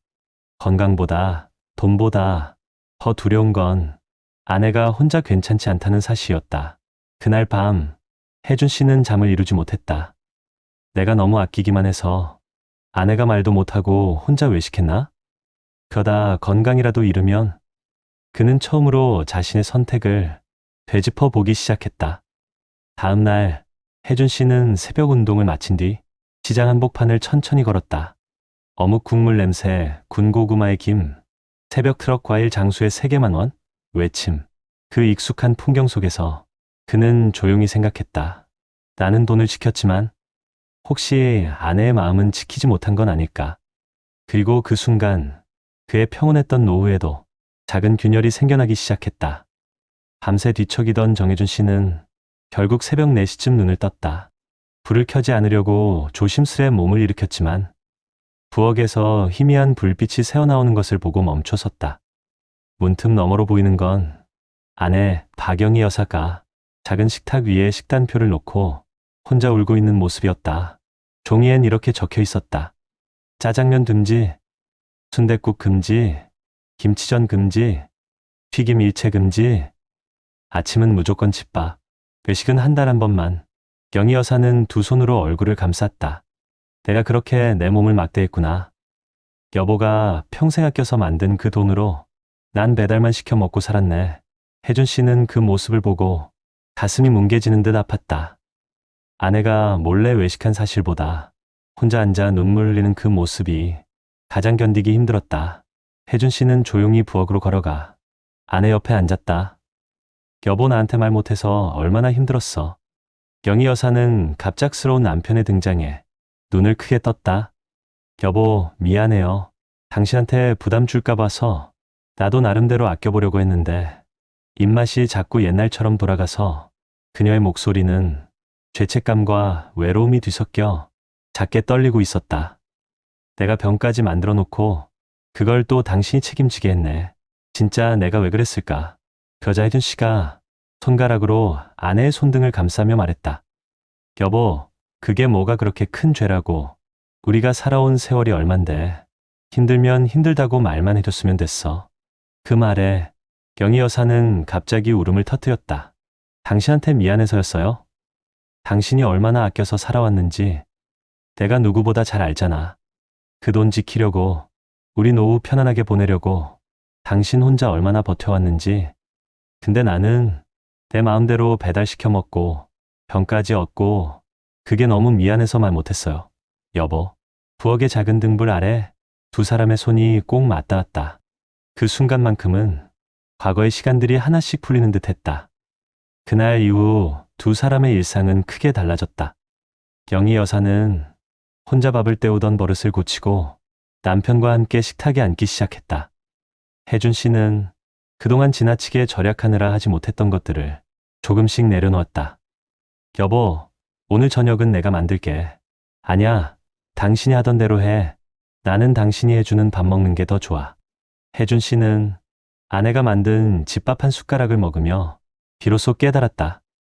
아끼는 것도 중요하지만 함께 건강하게 오래 먹을 사람이 있어야 진짜 아끼는 이유가 생기는 거구나. 그리고 몇 주 뒤 부부는 다시 병원을 찾았다. 혈압은 안정됐고 혈당 수치도 눈에 띄게 개선됐다. 의사는 미소 지으며 말했다. 두 분 생활이 바뀐 게 눈에 보이네요. 이 정도 속도면 앞으로 더 좋아질 겁니다. 혜준 씨는 그제야 가슴 깊은 곳에서 안도의 숨을 내쉬었다. 지키는 게 다는 아니었구나. 같이 살아가는 게 더 중요했구나. 어느 저녁 두 사람은 속초 바다를 거닐며 따뜻한 어묵을 나눠 먹고 있었다. 바닷바람이 조금 차가웠지만 서로의 손은 따뜻하게 맞잡혀 있었다. 그때 영희 여사가 조용히 말했다. 여보, 당신이 그동안 아껴놓은 그 돈 말이에요. 그거 참 고마운 돈이에요.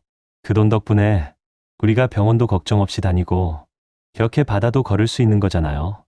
혜준 씨는 고개를 끄덕이며 아주 천천히 손을 잡아주었다. 여보, 돈을 지키는 게 아니라 당신을 지킨 거였어. 바다는 잔잔했고 해가 천천히 지고 있었고 두 사람은 오래도록 해변을 걸었다. 그들의 노후는 화려하지 않았다. 하지만 돈이 아닌 사람을 중심에 둔 선택 덕분에 그들의 삶은 누구보다 단단하게 빛나고 있었다. 이 이야기는 우리에게 단 하나를 말한다. 노후는 돈이 아니라 지켜야 할 사람이 있을 때 비로소 완성된다. 요즘 사람들 사이에서 밥값이 너무 올랐다는 말이 더 이상 과장이 아니게 되었습니다. 실제로 국내 통계 자료를 보면 지난 5년 동안 외식 물가는 전체 물가보다 더 빠르게 올라 약 25% 가까운 상승률을 기록했습니다. 예전에는 10,000원만 있어도 식당 앞에서 어느 정도 선택권이 있었지만 지금은 기본 메뉴조차 10,000원으로 해결하기 어려운 시대가 되었습니다. 김밥, 햄버거, 짜장면, 라면, 떡볶이 같은 서민 음식들까지 30%가 넘는 가격 상승을 보였다는 조사 결과도 있습니다.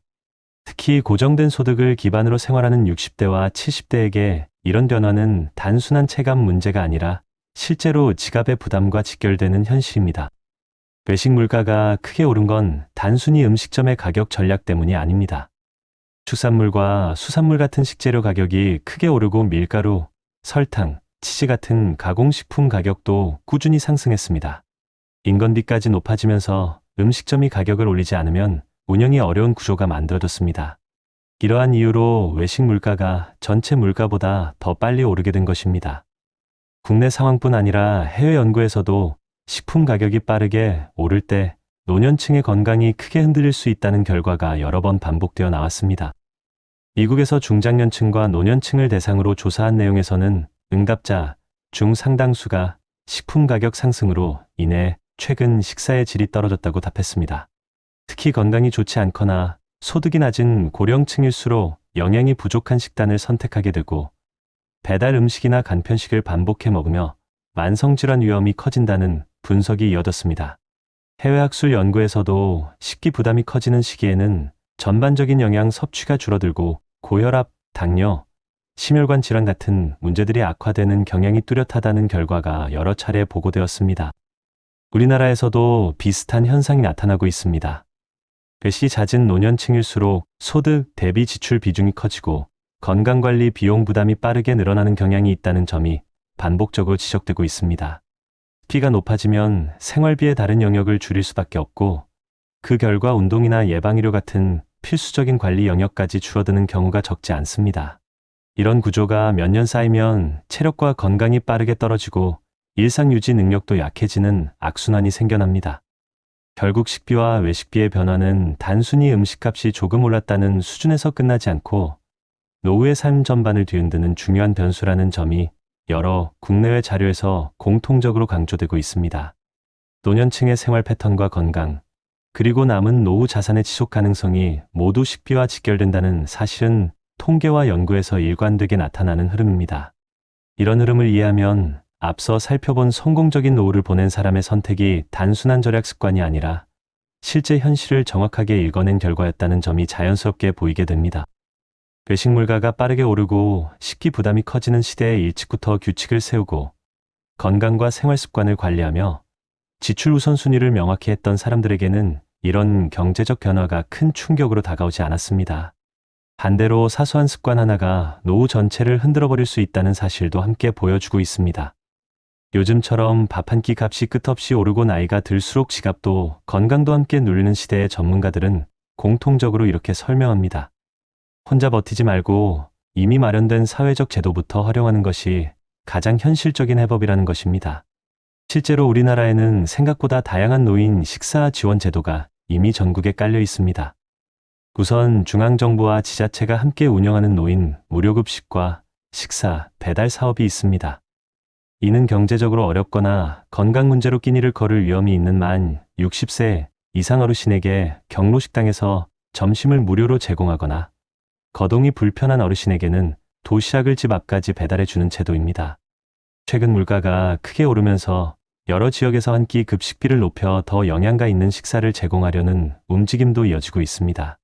광주 등 일부 지역은 지원 단가를 올려 식사 질을 개선했고 다른 지방자치단체들도 부식비 인상과 식단 다양화를 검토하고 있습니다. 또한 전국 시군구에서는 거동이 어려운 제가 어르신을 위해 연중 대부분의 날 도시락 배달을 제공하는 식사 지원 사업도 운영하고 있어 혼자 끼니를 해결해야 하는 어르신에게 실질적인 도움이 되고 있습니다.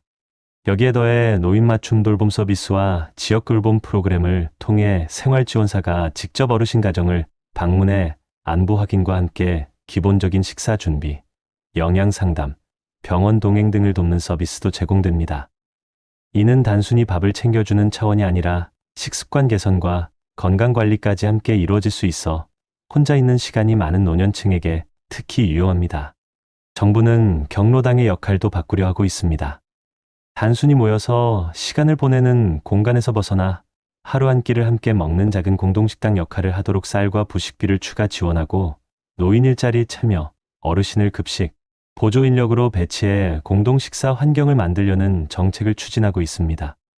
이런 제도들은 신청이 어렵게 느껴질 수 있지만 주민센터나 노인복지관에 문의만 해도 신청 절차를 대부분 도와주기 때문에 생각보다 문턱이 높지 않습니다. 해외 사례를 보면 우리나라와 비슷한 고민을 가진 여러 나라들도 고령층의 식기 부담을 줄이기 위해 다양한 방법을 시행하고 있습니다. 미국과 캐나다는 일정 소득 이하 노년층에게 식품을 살 수 있는 전자카드나 식품권을 지급해 기본적인 장보기를 돕고 지역 복지관이나 시민단체에서 어르신 공동식당과 무료 점심 프로그램을 운영해 누구도 밥을 굶지 않도록 관리합니다.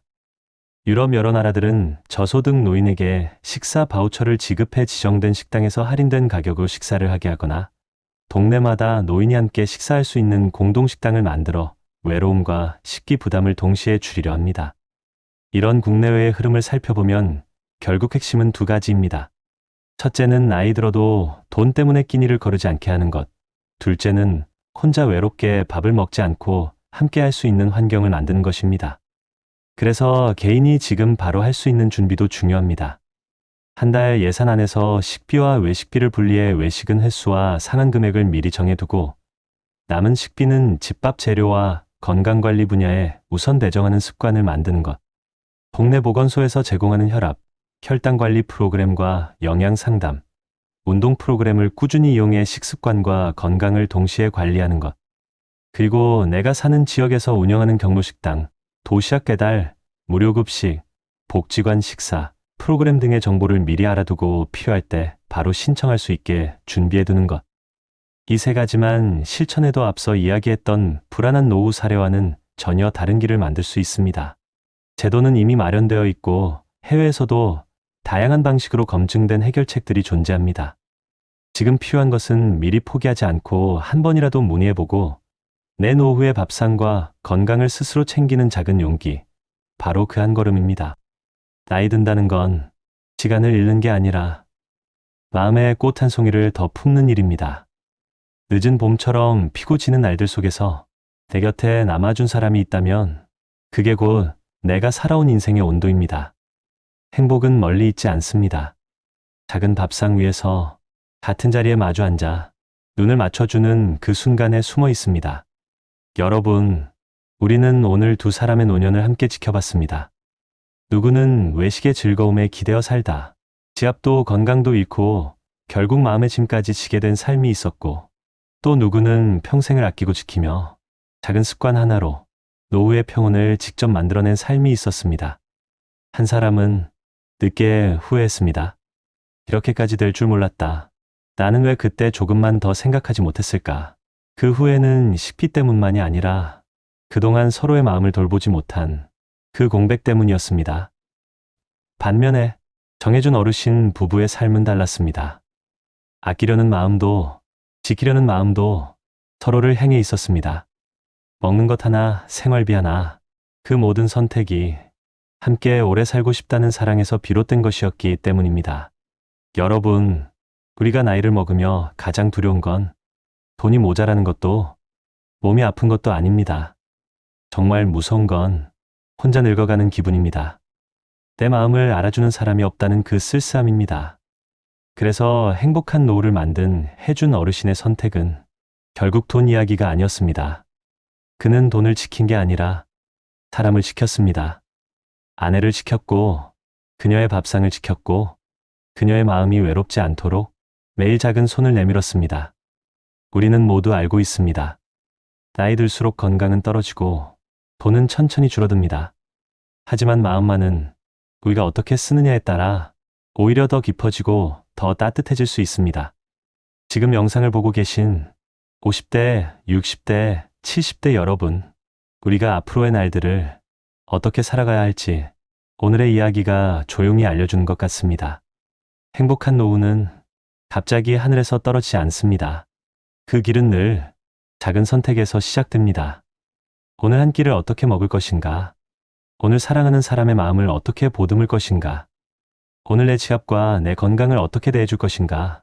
이 작은 선택들이 모여 우리의 남은 인생을 만들어갑니다. 여러분, 우리 이제라도 조금 더 지혜롭게, 조금 더 아끼면서, 조금 더 서로를 바라보며 살아가면 어떨까요? 평생 고생한 우리 남은 날들은 편안하고 따뜻하게 살아도 되지 않겠습니까? 여러분의 식탁이 건강과 사랑으로 채워지길, 여러분의 하루가 서로의 온기를 느끼는 시간으로 남길, 그리고 여러분의 노후가 혼자가 아닌 함께로 이어지길 진심으로 응원합니다. 여러분, 혹시 이런 순간 느껴보신 적 있으신가요? 집에 불을 끄고 혼자 앉아 있는데 갑자기 내가 나중에 혼자 살게 되면 어디에서 어떻게 지낼까 하는 생각이 스치던 그 조용한 순간 말입니다. 최근 통계에서 혼자 사는 60대가 10년 만에 2배 가까이 늘었다고 합니다. 월세 부담, 공과금 인상, 병원 한 번만 가도 훅 빠져나가는 비용들. 어느새 노후는 돈보다 외로움이 더 무서운 시대가 되어버렸습니다. 나는 아직 멀었겠지라고 넘기고 싶은 마음. 하지만 지금도 누군가는 한평 남짓한 방에서 하루를 버티며 살아가고 있습니다. 오늘 이야기 끝까지 보시면 왜 지금 준비하는 사람만이 고독한 노년을 피할 수 있는지 분명 느끼실 겁니다. 시작해 볼까요? 여러분은 아무도 기다리지 않는 방으로 돌아가는 기분 상상해 보신 적 있으신가요? 남들은 집에 돌아가면 불이 켜지고 누군가는 왔어 라고 말해주지만 오늘 이야기의 주인공은 스스로 현희면 전등만이 자기 존재를 확인해주는 사람입니다. 그가 어느 날 라디오에서 흘러나온 단 한 문장 때문에 무너져 버렸습니다. 그리고 그 문장이 그의 인생을 다시 세워줬습니다. 주인공의 이름은 정혜수, 일은 강원도 작은 탄광마을에서 평생을 일용직으로 살다가 아내를 먼저 떠나보내고 자식들은 모두 각자의 삶에 바빠 지금은 인천 부평시장 뒤편 오래된 고시원에 살고 있습니다. 방은 딱 한 평반, 바람이 들어오는 낡은 창문, 끼익거리는 철문, 그리고 복도 끝 공용 주방에서 들려오는 냄비 부딪히는 소리. 그곳이 그의 남은 노년의 전부입니다. 혜수는 매일 아침 6시 시장 상인들이 가게 문 여는 철컥 소리에 잠을 깹니다. 알람보다 더 정확합니다. 좁은 복도로 나가 공용 화장실에서 세수하고 시장 된장집에서 4,000원짜리 콩나물국밥을 먹습니다. 국밥집 할머니는 이렇게 말합니다. 혜수 아저씨, 오늘은 어제보다 얼굴이 좋아 보이네. 그 말 한마디에 혜수는 젓가락을 멈추고 살짝 웃어 보입니다. 그 웃음이 누구에게 가는 것도 아니지만 오랜만에 사람 냄새 나는 대화를 한 것 같아 마음이 놓였기 때문입니다. 시사를 마치면 시장 골목을 한 바퀴 도는데 채소 가게 사장은 남는 깨십 한 움큼을 슬쩍 봉투에 넣어주고 생선 가게 언니는 아저씨 추운데 감기 조심해야 해요 하고 손을 흔듭니다. 따뜻하지만 동시에 잔잔한 외로움이 스며 있습니다. 대개 말을 걸어주는 사람은 많은데 정작 내 이름을 불러주는 사람은 이제 거의 없구나. 그러면서도 그는 스스로를 달랩니다. 그래도 이렇게 하루를 버티는 것도 나쁘지 않지. 하지만 이 평온은 오래가지 않습니다. 김은숙 작가식 복선처럼 혜수의 일상에는 이미 작은 균열이 있었기 때문입니다. 그날 저녁 혜수는 시장에서 얻은 깨씹을 반찬 삼아 늦은 저녁을 먹고 좁은 방 안에서 라디오를 틀었습니다. 라디오에서는 우연히 한 노인의 전화 사연이 흘러나왔습니다. 저도 혼자입니다. 근데요. 병원비가 밀려서 방을 뺐습니다.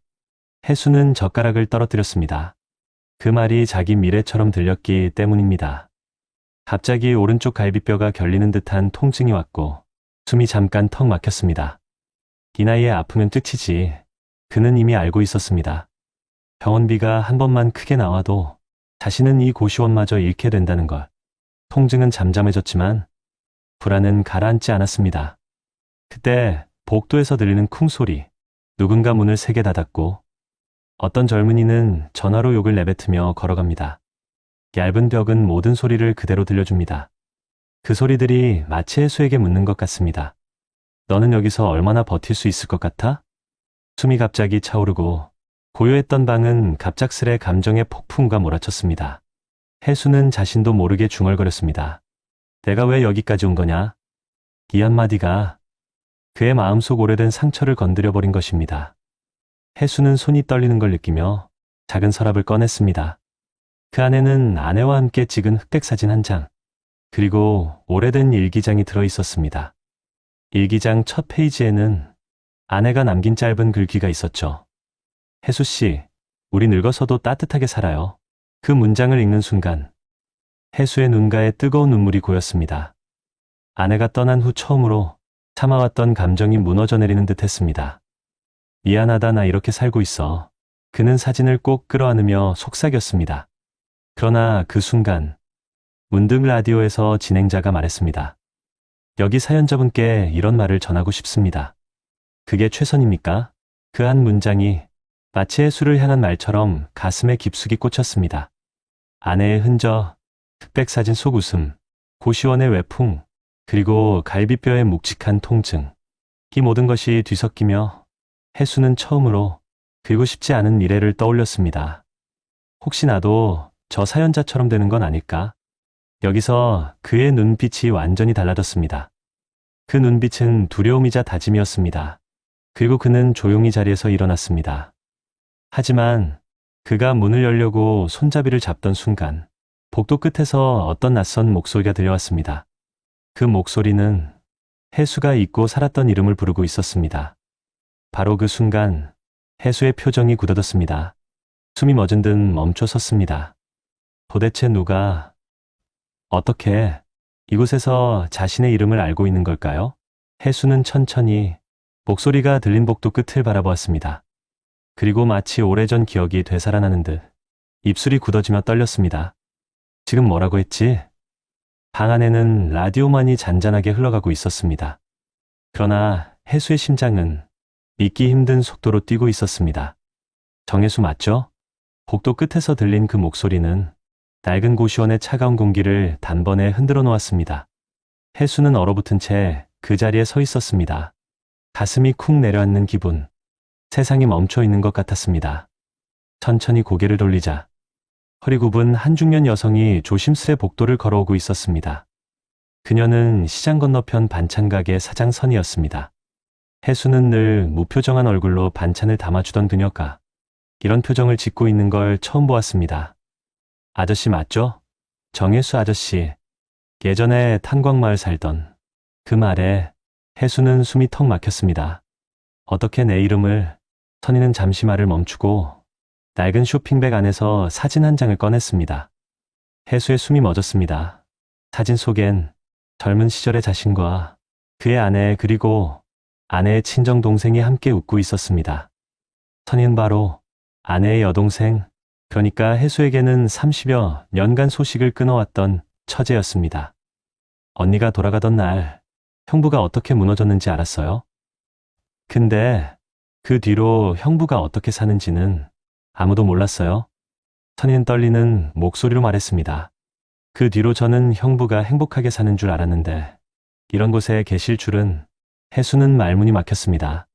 그 어떤 변명도 이 좁은 벽과 냄새나는 복도 안의 현실을 덮을 수 없었습니다. 내가 잘못 살았어. 언니한테도 너희한테도 다한 게 하나도 없더라. 해수의 목소리는 흔들리고 있었습니다. 그 순간 선희는 조용히 해수의 손을 잡았습니다. 형부, 왜 혼자 견디고 계셨어요? 왜 한 번도 연락을 안 하셨어요? 해수는 떨리는 목소리로 30년 동안 말하지 못했던 마음을 꺼냈습니다. 너희한테 폐가 될까봐 내가 너무 초라해지는 게 보기 싫었어.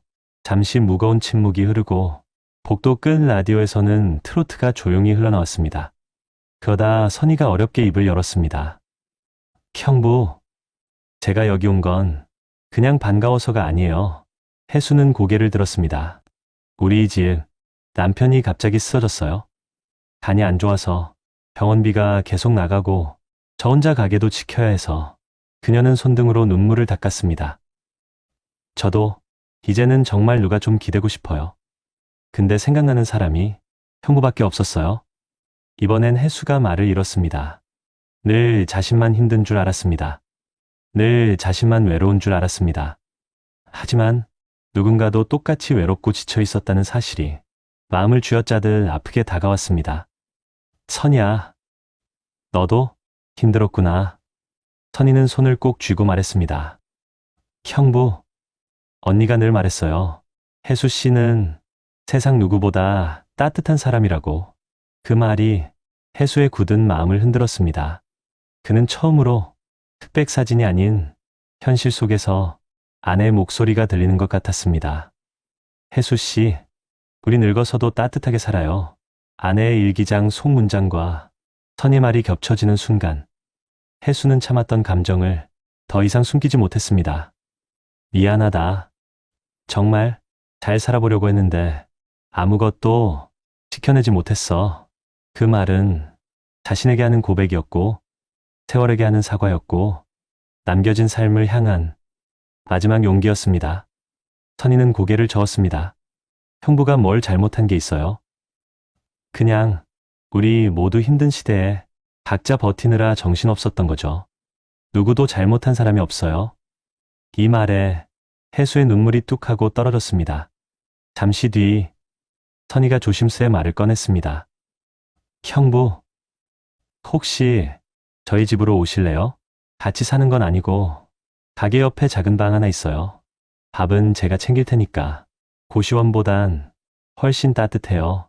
해수는 가슴 깊은 곳에서 무언가가 천천히 녹아내리는 걸 느꼈습니다. 지난 몇 년 동안 누구에게도 받지 못했던 함께 살자는 말, 그 한마디가 그의 심장을 뜨겁게 적셨습니다. 하지만 혜수는 쉽게 대답하지 못했습니다. 내가 거기 가도 되겠니? 내가 너희한테 짐이 되면 그때 선희가 굳은 표정으로 말했습니다. 형부, 그게 최선입니까? 라디오에서 들었던 그 문장 때문에 흔들렸던 마음이 이제는 완전히 다른 의미로 다가왔습니다. 선희 누는 말하고 있었습니다.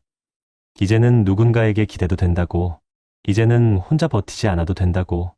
혜수는 천천히 고개를 들었습니다. 그리고 아주 작은 목소리로 말했습니다. 그래, 한번 가보자. 선희는 미소를 지으며 혜수의 손을 꼭 잡았습니다. 형부, 언니가 하늘에서 보면 정말 좋아할 거예요. 둘은 고시원 계단을 천천히 내려갔습니다. 밖에는 차가운 바람이 불었지만 혜수의 발걸음은 오랜만에 따뜻했습니다. 그때 혜수의 휴대폰이 울렸습니다. 보낸 사람 아들 정민. 내용, 아버지 혹시 요즘 어디서 지내세요? 잠깐 볼 수 있을까요? 혜수는 그 자리에서 멈춰 섰습니다. 숨이 멎는 듯 심장이 다시 빠르게 뛰기 시작했습니다. 그리고 그의 눈동자가 조용히 흔들렸습니다. 시장 골목으로 내려오던 혜수의 발걸음이 문자 한 줄에 그대로 멈춰 섰습니다. 아버지 잠깐 볼 수 있을까요? 손이 떨렸습니다. 잠시 숨을 고르던 혜수는 문자 내용을 한 번 더 읽었습니다. 그동안 단 한 번도 묻지 않았던 이름을 이렇게 늦게라도 불러준 아들. 그 순간 선희의 조용한 목소리가 들렸습니다. 형부 가보세요. 30년을 기다린 건 형부만이 아니었을 수도 있잖아요. 혜수는 묵묵히 고개를 끄덕였습니다. 그러나 마음속 불안은 여전히 깊었습니다. 왜 지금에서야 연락을 한 걸까? 혹시 무슨 일이 생긴 걸까? 아니면 나에게 원망을 털어놓으려는 걸까? 두려움과 희망이 뒤섞인 채 혜수는 천천히 아들에게 전화를 걸었습니다. 아버지 저예요. 정민이. 아들의 목소리는 예전과 달리 한층 낮고 지쳐 있었습니다. 정민은 인천역 근처 작은 카페에서 기다리고 있었습니다. 혜수가 문을 열고 들어서자 정민은 놀란 듯 미안한 듯한 표정으로 자리에서 일어났습니다. 아버지 많이 고생하셨죠. 혜수는 순간 아무 말도 나오지 않았습니다. 아들의 얼굴에는 세월과 책임, 후회가 뒤엉킨 그림자가 있었습니다. 둘은 마주 앉아 잠시 말없이 시간을 보냈습니다. 창밖엔 겨울바람이 불고 카페에서는 잔잔한 피아노 음악이 흘렀습니다. 그리고 오랜 침묵 끝에 정민이 먼저 입을 열었습니다. 아버지를 찾으려고 여러 번 마음을 먹었는데 엄두가 안 났어요. 제가 너무 철이 없었죠. 혜수는 손을 꼭 쥐었습니다. 아니다. 내가 먼저 너희에게 등을 보였지. 정민은 고개를 저었습니다. 아버지가 힘들 때 제가 옆에 있어드리지 못한 게 두고두고 마음에 걸렸어요. 엄마 돌아가시고 저도 많이 흔들렸는데 그걸 핑계 삼아 도망친 거예요. 그 말에 혜수의 눈동자가 고요히 흔들렸습니다. 아버지, 혹시 다른 곳에서 지내실 때 있어요? 그 질문은 다시금 혜수를 아프게 했습니다. 하지만 그는 솔직히 모든 걸 털어놓기로 결심했습니다. 시장 뒤 고시원에서 살고 있었다. 정민은 고개를 숙였습니다. 제가 아버지 어떻게 사는지도 모르고 그저 바쁘다는 이유로 그냥. 정민의 목소리는 어느새 맺혀 있었습니다. 죄송합니다, 아버지. 혜수는 아들의 손등 위에 조심스럽게 손을 올렸습니다. 정민아, 사람이 살다 보면 가진 걸 잃기도 하고 가족을 놓치기도 하고 그게 인생이더라. 혜수는 잠시 숨을 고르고 말을 이어갔습니다. 근데 말이다. 그 누구 잘못도 아니다. 그냥 우리가 서로 힘든 때가 겹쳤던 것뿐이야. 정민의 어깨가 떨렸습니다. 아버지, 그래도 돌아와 주세요. 제가 챙길게요. 아버지 혼자 고시원 같은 데서 지내시는 건 너무 마음이 아파요.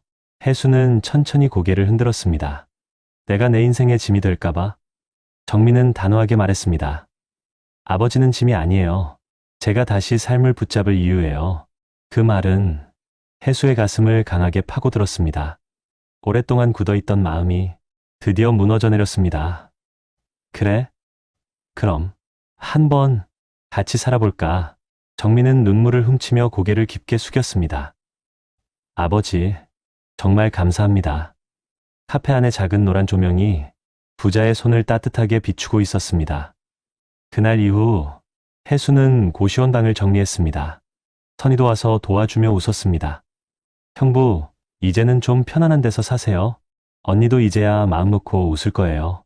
해수는 창밖을 바라보며 조용히 대답했습니다.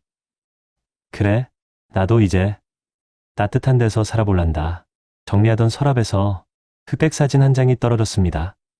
아내의 미소가 여전히 그를 바라보고 있었습니다.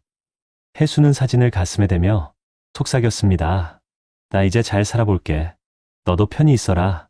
정민의 집은 오래된 빌라였지만 방은 따뜻했고 창문 틈새로 들어오는 바람도 없었습니다. 그날 밤 해수는 오랜만에 낡은 라디오를 켰습니다. 트로트가 흘러나오자 마음이 잔잔하게 가라앉았습니다. 그는 무릎에 담요를 덮고 라디오 불빛 아래 앉아 오랜만에 살고 있다는 감각을 느꼈습니다. 그때 정민이 따뜻한 생강차를 들고 조심스레 다가와 말했습니다. 아버지, 이제는 같이 버텨봐요. 해수는 창밖 겨울밤을 바라보며 미소를 지었습니다.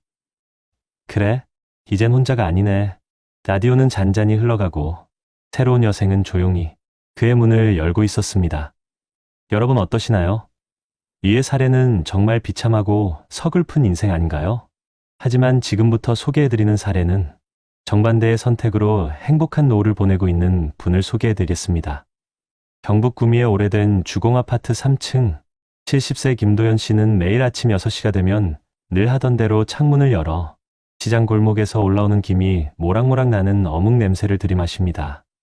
그는 2020년 대기업에서 35년 근속 후 1억 6천만 원의 퇴직금을 받고 고요하고 안정된 노후를 시작한 주변 사람들 모두가 저 사람은 참 준비를 잘했다고 부러워하던 인물입니다. 도연 씨의 하루는 단순합니다.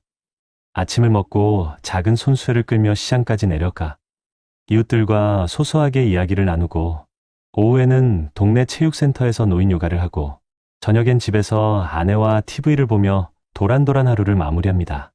그의 집 벽 한쪽에는 여행 갔던 사진들, 오래된 가족 사진, 그리고 아내가 손글씨로 적어준 문장 하나가 붙어 있습니다. 여보, 은퇴 후엔 우리 둘이서만큼은 따뜻하게 살아요. 도연 씨의 노후는 정말 그 문장 그대로였습니다. 적어도 2023년 가을까지는 말입니다. 문제는 2024년 초부터 시작됐습니다.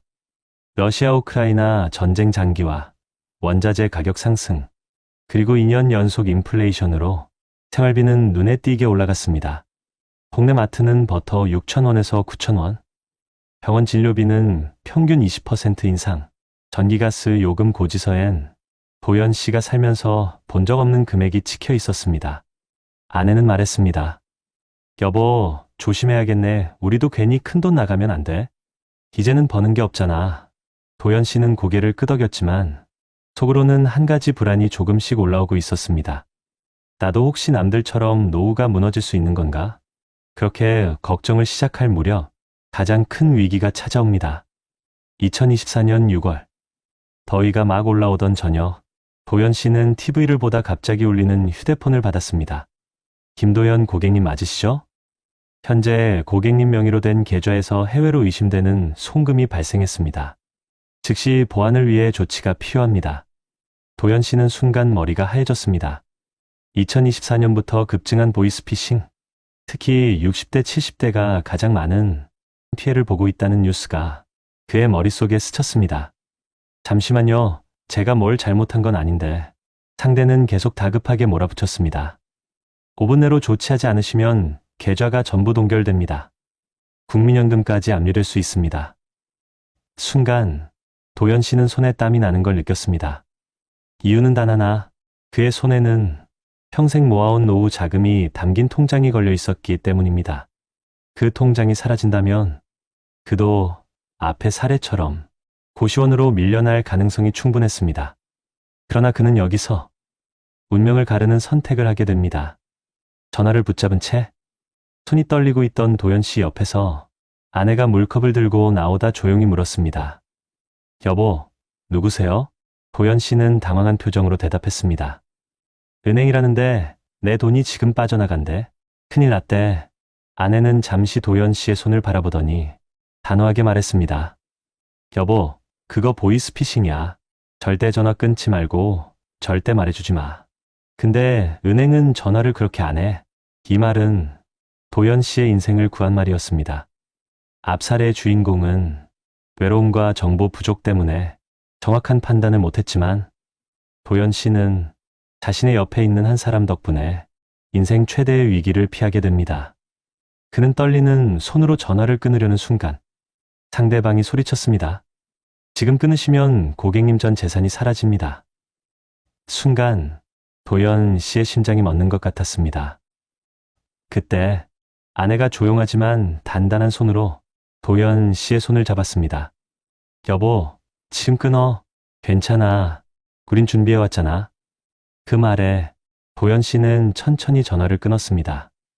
손은 여전히 떨리고 있었지만 그 떨림 속에 아내의 손길이 따뜻하게 내려앉아 있었습니다.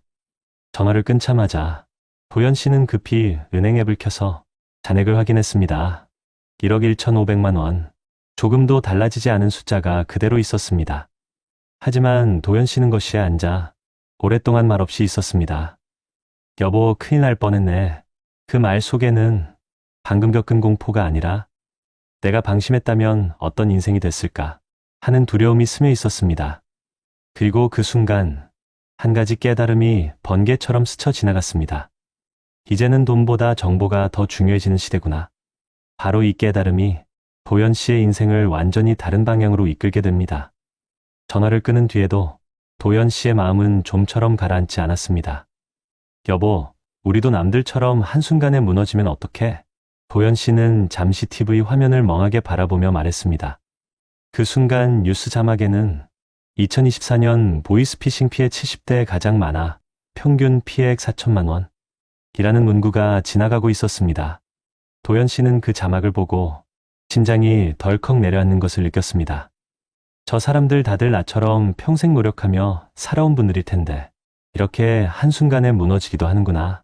그날 밤 거실 불을 끄고 침대로 돌아와도 잠이 오지 않았습니다.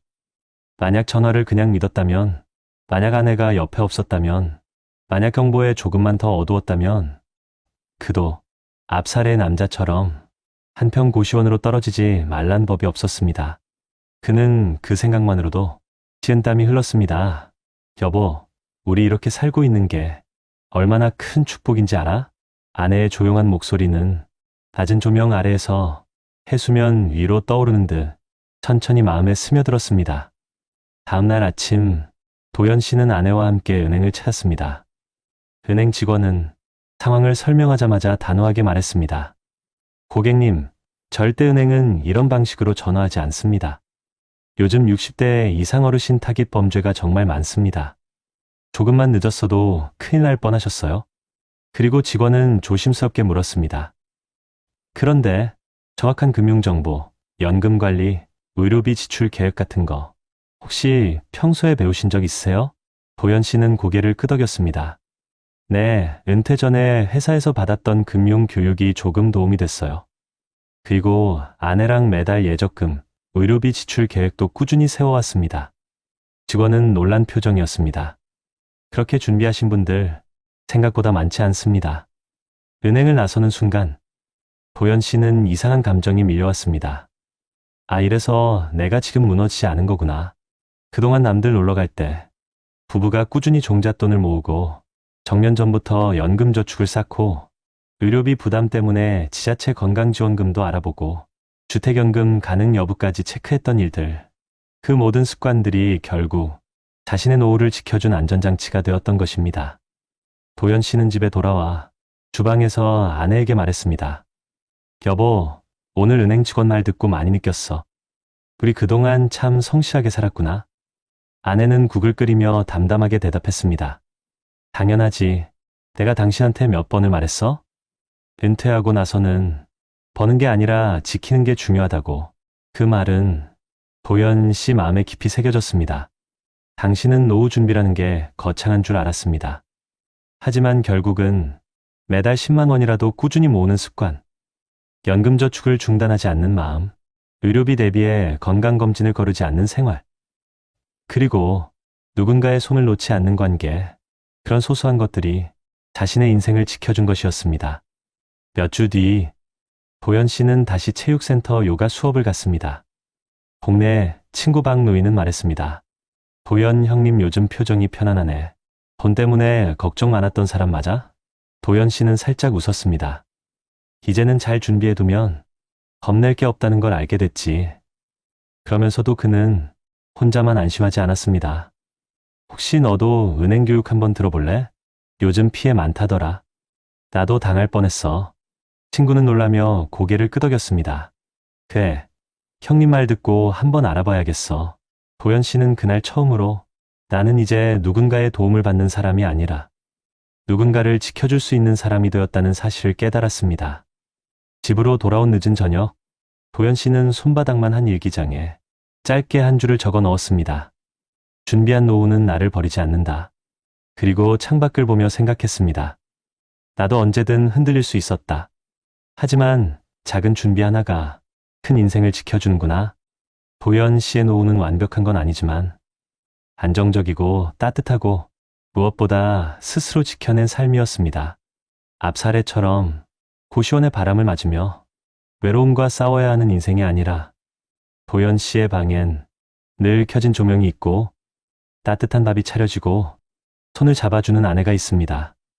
자신이 평생 준비해온 작은 선택들이 지금의 삶을 지켜주고 있었습니다. 그리고 그는 속삭였습니다. 앞으로도 이렇게 살고 싶다. 여러분, 요즘 노후 관련 통계들을 보면 마음이 무거워지는 부분이 참 많습니다. 우리나라에서는 65세 이상 혼자 사는 노인이 이미 200만 명을 넘어섰고 앞으로 10년 후에는 지금보다 2배 가까이 늘어날 것이라고 합니다.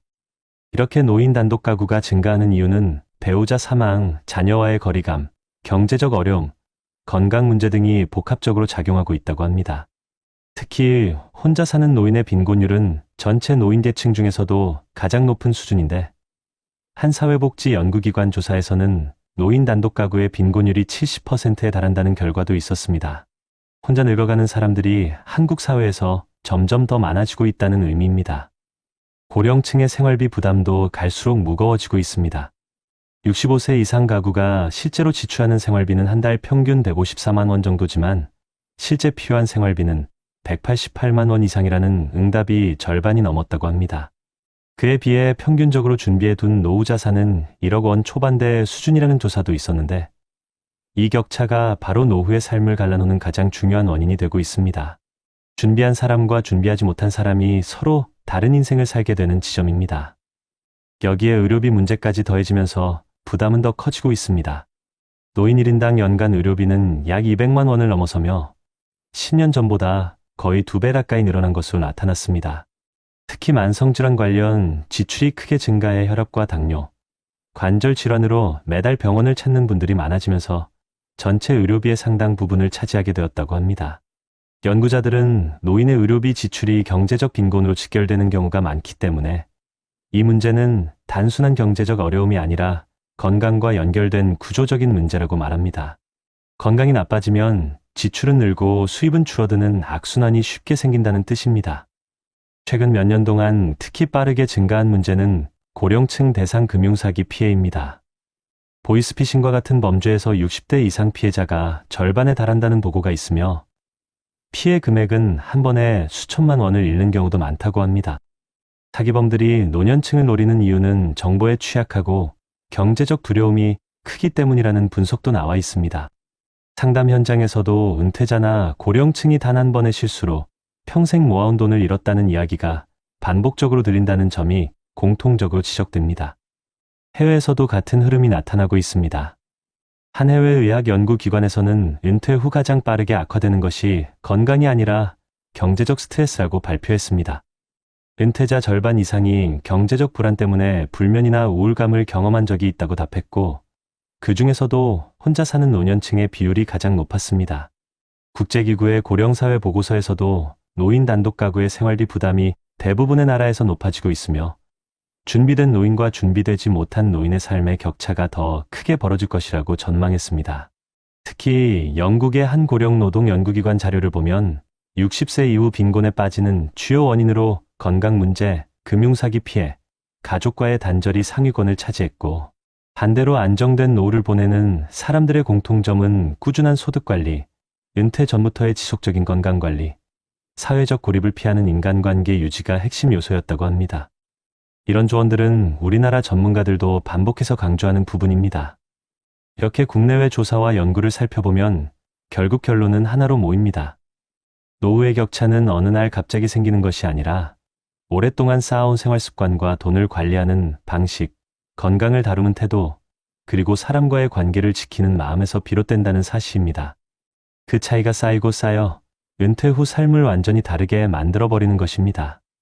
그리고 이런 통계와 연구 결과를 보면 앞서 소개한 두 사람의 인생이 왜 그렇게 극명하게 갈렸는지 자연스럽게 이해될 것입니다. 여러분, 지금 우리가 살펴본 사례처럼 많은 어르신들이 노후의 불안과 고립 속에서 하루하루를 버티고 있지만 반대로 우리 사회에는 노후의 문제를 조금이라도 덜기 위해 마련된 여러 제도와 실제로 도움을 받은 분들도 많습니다.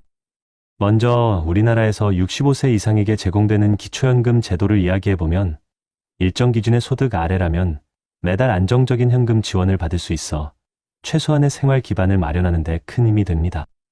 또한 정부가 운영하는 노인 일자리 참여 제도는 소득이 부족한 어르신들에게 지속적인 활동 기회를 제공하고 있으며 단순히 돈을 버는 것이 아니라 일상을 유지하고 사회적 고립을 줄이는 데 중요한 의미가 있습니다. 요즘에는 지자체마다 노인 맞춤형 복지주택이나 공공임대주택을 제공해 돕고 불안정한 주거 대신 안전하고 관리가 가능한 공간에서 살아갈 수 있도록 돕고 있습니다.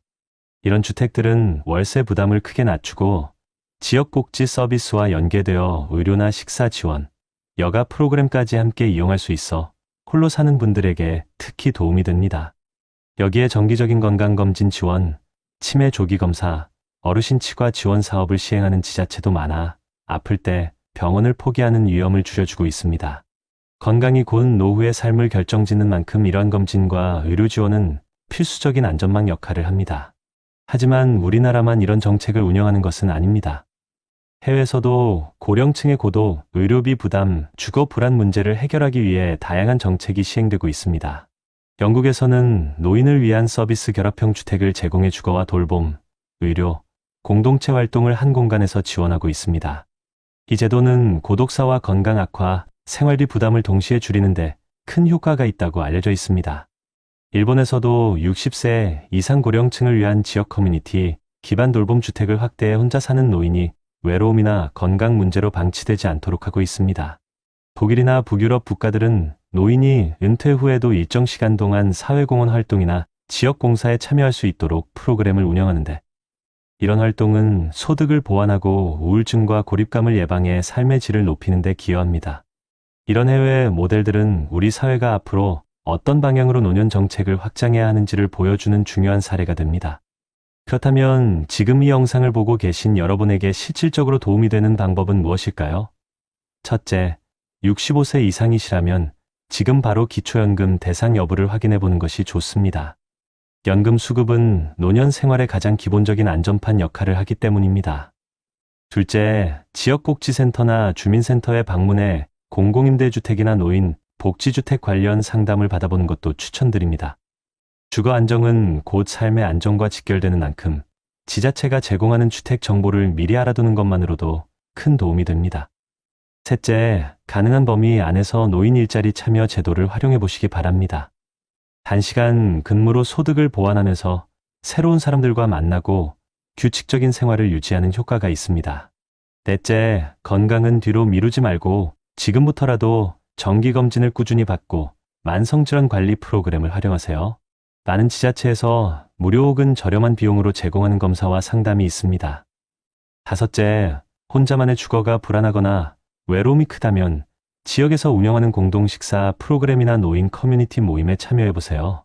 생각보다 많은 분들이 그곳에서 새로운 삶의 활력을 얻고 있습니다. 마지막으로 오늘 이 영상이 전하고 싶은 핵심은 단 하나입니다. 노후는 준비한 만큼 안전해지고 알면 지킬 수 있고 움직이면 달라질 수 있다는 사실입니다.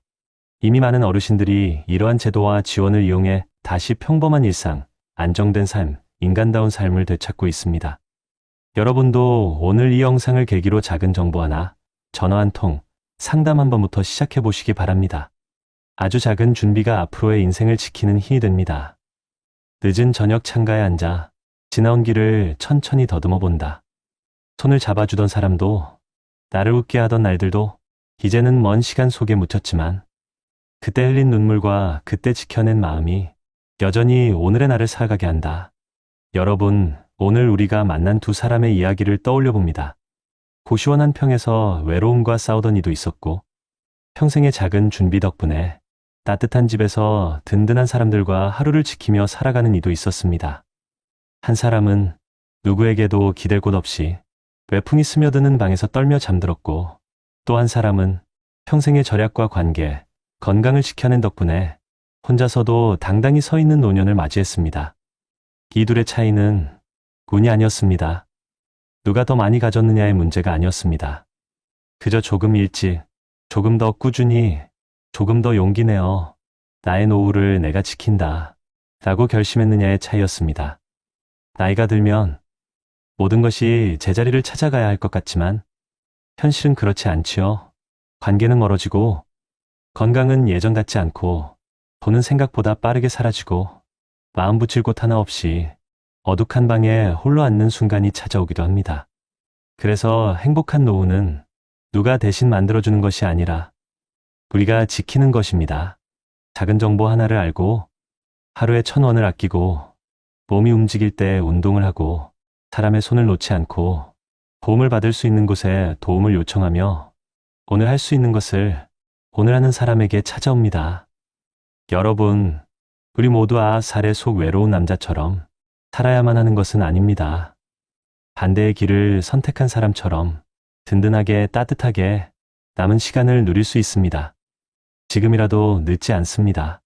지역복지센터에 한번 방문하는 것, 기초연금 여부를 확인하는 것, 건강검진 일정을 잡는 것, 혼자 밥을 먹지 않기 위해 작은 모임에 가보는 것, 이런 아주 작은 용기들이 여러분의 남은 시간을 얼마나 따뜻하게 바꿔놓는지 모릅니다. 오늘 영상이 여러분 마음 한켠에 조용히 자리 잡아 이렇게 속삭이길 바랍니다. 당신의 인생은 아직 끝나지 않았습니다.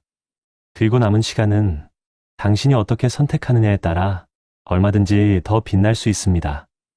여러분, 우리가 원하는 노후는 거창한 게 아닙니다. 밖에서 들려오는 웃음소리에 마음이 따뜻해지고, 아침 햇빛에 기분 좋게 눈을 뜨고 한 끼 밥을 먹으면서도 그래, 오늘도 살아있다, 그렇게 말할 수 있는 하루면 충분합니다. 그 작은 행복을 지키기 위해 여러분, 오늘 딱 한 걸음만 내뎌주세요. 그 한 걸음이 여러분의 내일을 바꿀 수 있습니다. 그리고 잊지 마세요. 여러분의 노후는 아직도 충분히 따뜻해질 수 있습니다.